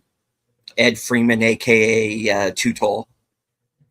And Bruce P. Crandall on February 26, 2007. Freeman and Crandall were helicopter pilots who flew frequent relief and resupply missions into the heart of the battle when the medevac choppers could not approach. The first scenes in Vietnam show a battalion sign that says Gary Owen. This was the famous marching song of the 7th Cavalry and is actually one word. Moore's unit is redesignated the 1st Battalion of the 7th Cavalry, General George Custer's, in the film Little Big Man. Custer's unit plays Gary Owen while they commit the massacre at Washita Creek. The ammunition pouches used by many of the actors in the movie were the short version, designed to accommodate the 20-round M16 magazines. These pouches, however, were not issued until 1968, 3 years after the film was set. Before this film was made, the short-style pouches were common and readily available, but because the props department bought so many for filming, they are now very rare collectibles on the surplus market. One of the real-life officers who survived the battle was Lieutenant Rick Rescorla, who is the main figure on the cover of General Moore's book on which the movie was based. A biography of Mr. Rescorla's very interesting life was published in the mid-2000s called Heart of a Soldier. He died in the 9/11 attacks while employed as head of security for Morgan Stanley, making sure all of the company's employees had gotten out of the World Trade Center. They had. So he rescued them all before he was killed when the tower fell. In the shot of the hospital nursery early in the movie, one of the babies is named Papik, hand printed on a card attached to the bassinet. Michael Papik is the armorer for this film, and given the massive scale of the arms and ammunition needed for filming, he played a central role in creating this movie. In fact, in the credits, he is listed as master armorer, and 3 assistants are credited as weapons armorers. It is doubtful that any other movies ever needed and credited 4 armorers. Naming the baby Papik so prominently was a well-deserved tribute to his contributions. Dennis Leary was considered for the role of Bruce Crandall. The barracks out of which the soldiers file before loading the buses belonged to A Company, 1st of the 107th Parachute Infantry Regiment Airborne School. They are just across the street from the scene where they load the buses. The road the buses are traveling on is the 1st of the 507th PIR running track. Machine gunner specialist Bill Beck returned home and became a greeting card artist with Hallmark cards in Kansas City, Missouri. Approximately 40 years later, he was awarded the Silver Star for his service in Vietnam. Joseph Galloway was awarded a Bronze Star for gallantry for carrying wounded men to safety at the Battle of Hai Duong in 1965. He was the only civilian awarded the Bronze Star during the Vietnam War. According to American Sniper Chris Kyle, this film is shown to U.S. Navy Special Forces recruits to inspire them before they begin the Hell Week stage of their SHIELD training. Oh. The bugle call for halt used by the French outfit in the opening scene was the call for forward march in the U.S. Army during the Civil War. Mel Gibson, who portrayed Colonel Moore in this film, is also famous for his role as Detective Martin Riggs in the Lethal Weapon film franchise. In Lethal Weapon, the Battle of Vai is mentioned by Riggs, his partner, Roger Murtaugh, who states that he escaped being seriously wounded or killed in action while serving there, only because his friend took a bayonet in the lungs for him. Patrick Saint-Esprit and Ryan Hurst both appeared on Sons of Anarchy. Yep. However, they share no scenes together in this film. And honestly, I'm not 100% sure they did in Sons of Anarchy either, to be honest. Anyway, most of the rifles used in the film are actually the M16A1, identifiable by the forward assist on the right side of the rifle. The M16A1 was not introduced until 1967, but it was likely used in place of the historically accurate M16 in the film, because the latter would have been nearly impossible for the film's armorers to acquire in the numbers necessary for the film. The first M16 had design flaws that caused serious jamming during fire and was recalled so the A1 could replace it. The recall of the rifles is probably the biggest factor in contributing to their scarcity for this film. Some of the helicopters were added to the screen digitally in post-production. The photos are production stills from the movie. The real Galloway says he wishes they'd used his actual photos from the battle. I agree. Yeah. The movie's 6 Huey helicopters were rented from private donors and not the military. Some Vietnamese actors in the movie had actually been in the North Vietnamese Army. And I'm willing to bet you that first guy they find. Yeah. Yeah. Written all over his face. Yeah. Madeline Stowe spent time with the real Julie Moore to learn, quote, what it was like to be a service wife. According to sound designer Lon Bender, the movie has around 10,000 gunshots. Makeup artists made the soldiers look dirty by covering their faces in clay and wiping it off. Most movies don't film in chronological order, but this one was filmed in sequence, so when the soldiers leave for battle, so did the actors. According to Randall Wallace, the excitement was, quote, tangible. Mel Gibson calls the real Hal Moore an old knight in shining armor. He also calls his character's relationship with Basil Plumley good cop, bad cop. Yeah. Randall Wallace wanted to cast Chris Klein because of his warmth and authenticity. Many of the women in the film are soldiers' wives in real life as well. Mel Gibson has a big family, so he was completely comfortable around all the kids. Before filming, the actors went to a 2-week boot camp. Mel Gibson said it was the celebrity wimp version, but he thought it was hard anyway. The production tried to make most of the effects practical, which means the explosions were real and not computer generated. According to the real Joseph Galloway, when he visited the set, he couldn't even shake the hand of the actor playing Jimmy Nakayama. I got to think that brought back some stuff for him. Yeah. Ryan Hurst improvised the scene where he trips. Yeah, that was a nice addition. The real Joseph Galloway stepped out of the movie theater during a scene, but still approved of the film. His explanation was, that was my nightmare for 36 years. I don't want to see it again. According to Greg Kinnear, the real Bruce Crandall is, quote, larger than life, but he told me he was petrified. John Hamm later said in tribute to Sam Elliott that the then 58-year-old actor participated in the boot camp training along with the cast without exemption. Harold Moore retired as a lieutenant general. He died February 10th, 2017.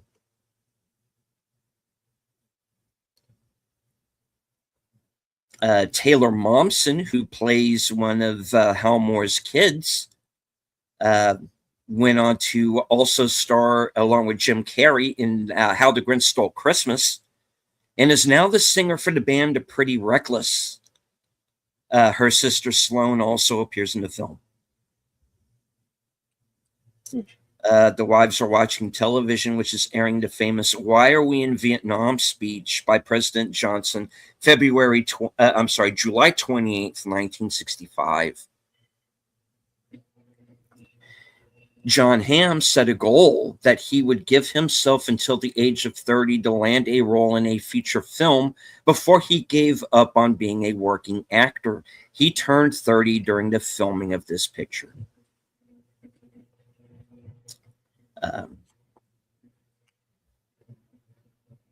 The operations officer, Captain Matt Dillon, who's played by John Hamm in the film, later commanded the 2nd Battalion, 60th Infantry, 9th Infantry Division in Vietnam in 1969, succeeding Fred Keith Mahaffey. Fred Mahaffey would later become the youngest 4-star general in the modern history of the U.S. Army. Filmed at Fort Benning, Georgia in 2002, the hangar used by Mel Gibson's character to introduce his officers to the Huey and his plan to use the helicopter in combat was home to Alpha Company 14th Combat Support Hospital, CSH. Alpha Company was the medical portion of the CSH, pronounced like cash, consisting of emergency medicine, ER, intensive care unit, ICU, and intermediate care ward, ICW, pharmacy, laboratory services, and radiology X-ray technicians, X-ray services would also be included, as patient administration and medical maintenance personnel, soldiers from the headquarters and Bravo companies of the 14th Cash. The song "Hold On, I'm Coming" was not released until a year later in 1966, the year after the battle.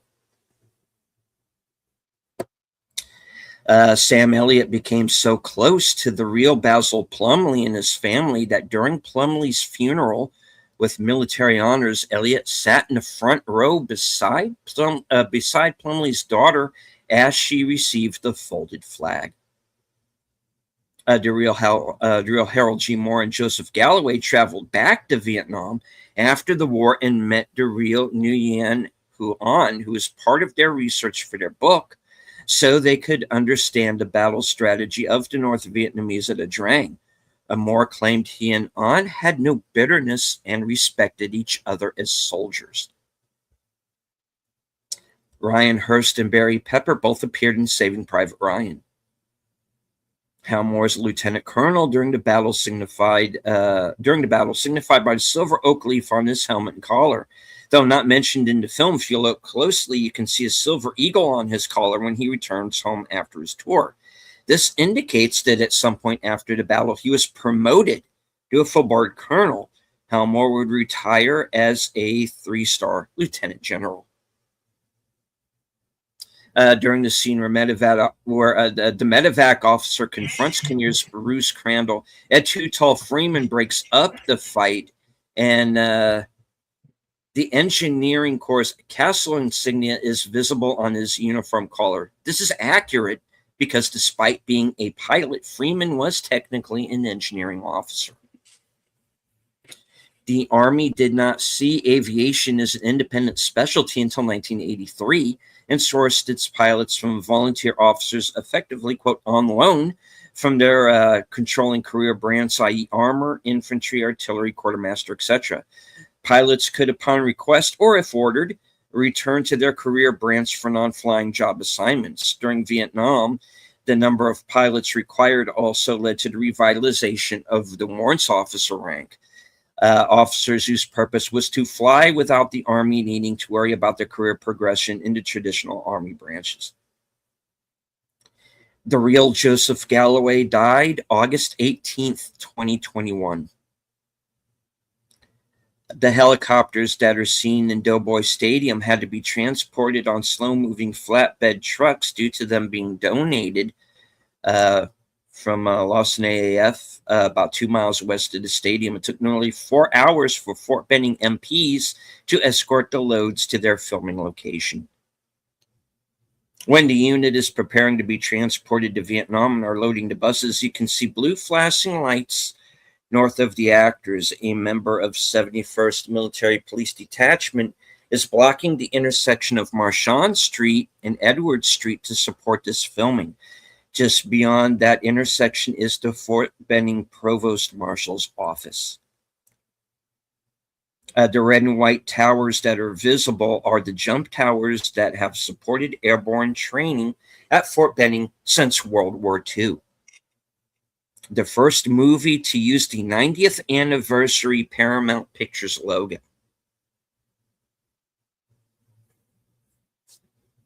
Okay. The second major war film that Barry Pepper is in. He also acted in Saving Private Ryan as the Bible-quoting sniper Private Jackson. Breakout role of John Hamm.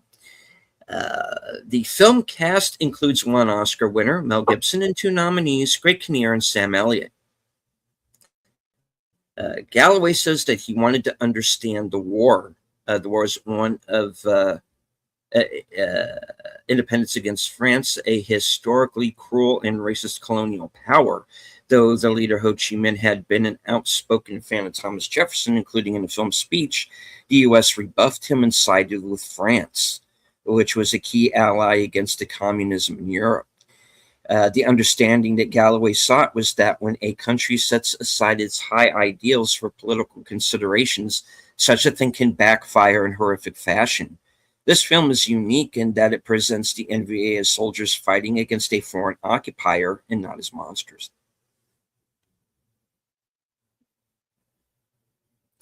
On May 11th, 2023, Fort Moore, previously named Fort Benning in Georgia, was named in honor of Hal Moore and his wife. In March of 2025, the post was returned to its original name, Fort Benning. Coincidentally, sound designer Lon Bender would later work on the film Shock and Awe, which would portray Joseph Galloway during his contemporary journalist career during the invasion of Iraq. Upon arriving at the gates to Fort Benning, the guard force is required to state welcome home. In May of 2023, as part of the removal of names associated with the Confederacy, Fort Benning was renamed Fort Moore after General Hal Moore and his wife, Julia Compton Moore. In March of 2025, the Secretary of Defense ordered that the name Fort Moore be changed back to Fort Benning. The base name now pays tribute to Corporal Fred G. Benning, who was awarded the Distinguished Service Cross for his extraordinary heroism in action during World War I with the U.S. Army in France in 1918. Sam Elliott is in real life a Vietnam era military war. I am going to say that again. Sam Elliott is in real life God damn it. Sorry. Sam Elliott is in real life a Vietnam era war era military, though he served stateside in the California Air National Guard. It's a simple sentence. I can't say it. Okay. All right. Here's the last few. The photographer Joseph Galloway married the daughter of Captain Thomas C. Metzger, who gave up his seat on a chopper to a soldier who was more severely wounded. Metzger was subsequently shot. When Second Lieutenant Henry Herrick is fatally wounded and giving his final orders, his pupils are small as he is looking up into the bright sky when he dies. They can be seen to fully dilate over the course of a few seconds, as would happen in real life. After the battle, both sides claimed victory.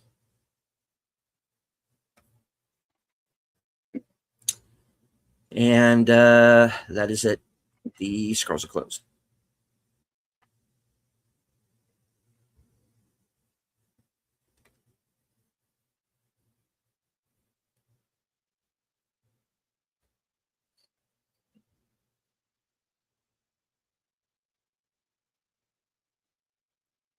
All right.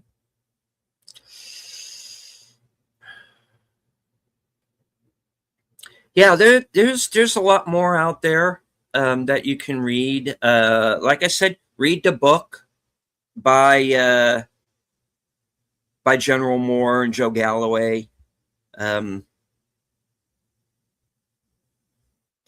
IMDb can be light on things, and like I said, the book does not just cover this battle; it covers several others. So please go seek it out. It's out there. Please read it. And like I said, pick up a physical copy of the film if you don't have one. And also the soundtrack album as well. All right. I do want to remind everybody that our salute to the troops, our month-long salute to the troops, will continue. This upcoming Sunday at 4:30 on Western Cinema Presents, as Bill and I complete the second half of the Gettysburg miniseries, and we have some other films coming up before the end of the month, including also Enemy at the Gates. We're also going to be viewing In Harm's Way. And on Memorial Day, on the 25th, at 3:05 p.m., this upcoming Monday, The Longest Day. Yep. Starring an all-star international cast. And don't forget Action Theater Extra Dose with Enemy at the Gates. Enemy at the Gates is going to be the next. Yeah.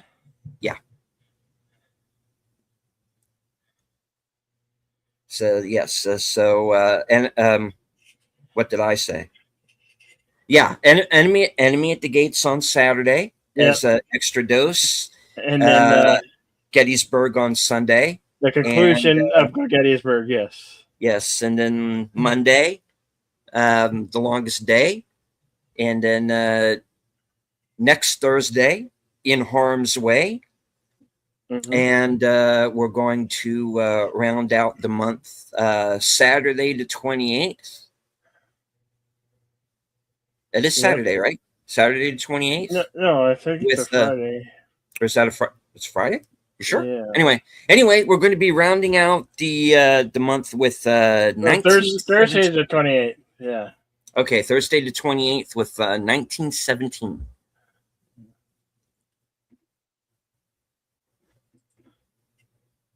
Yep. All right.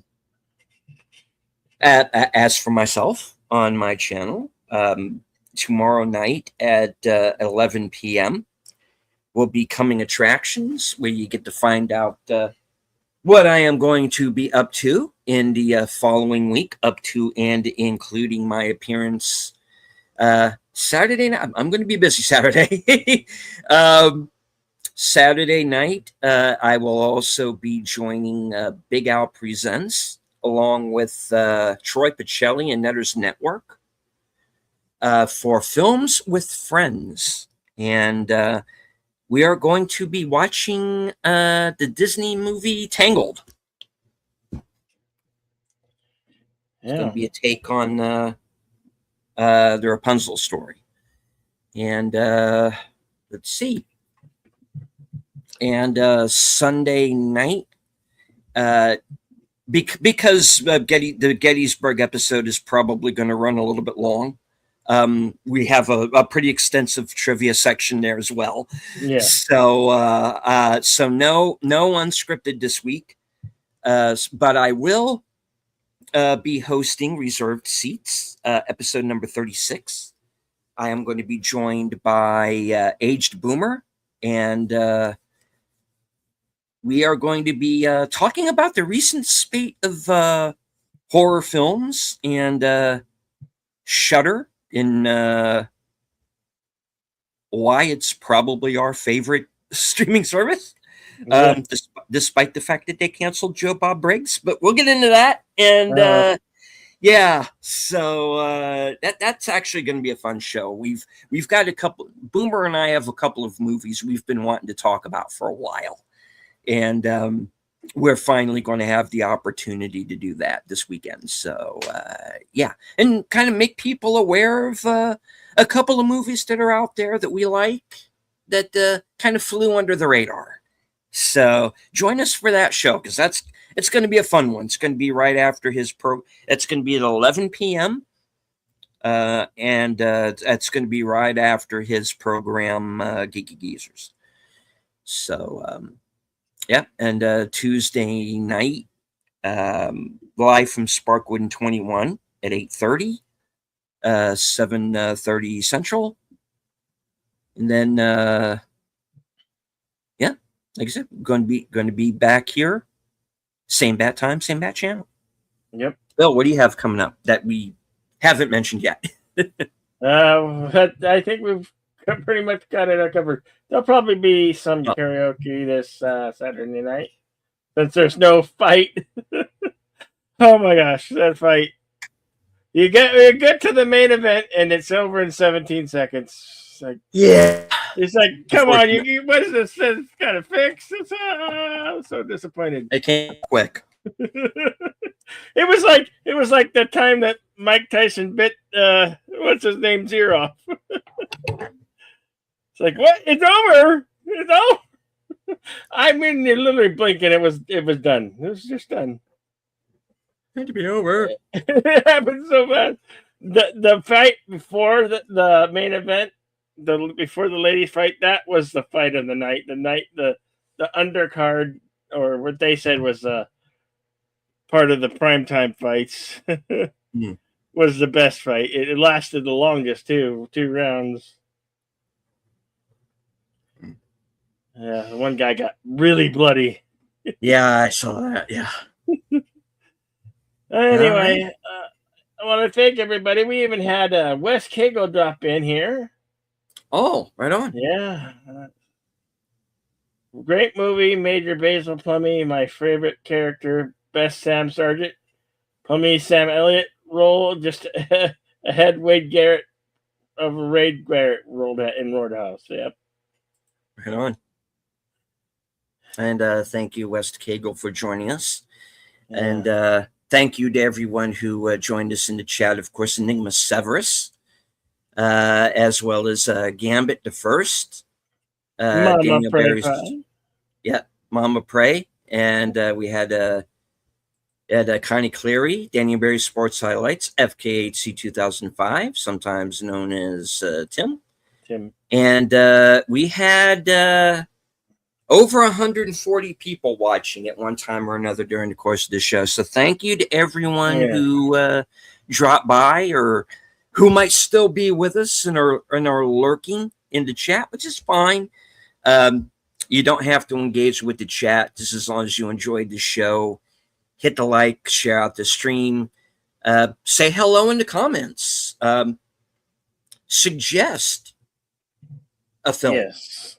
Because we're always looking for new ones, both here and on the Western show that we haven't done yet. So can do that. And I want to once again remind everybody that due to the copyright constraints of YouTube, in this country at least, we cannot air the movie live, as we said at the beginning. Yeah, no.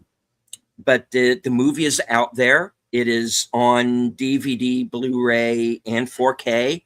It is available on Fandango at home. And I believe, I know Amazon had it at one time. That may have changed.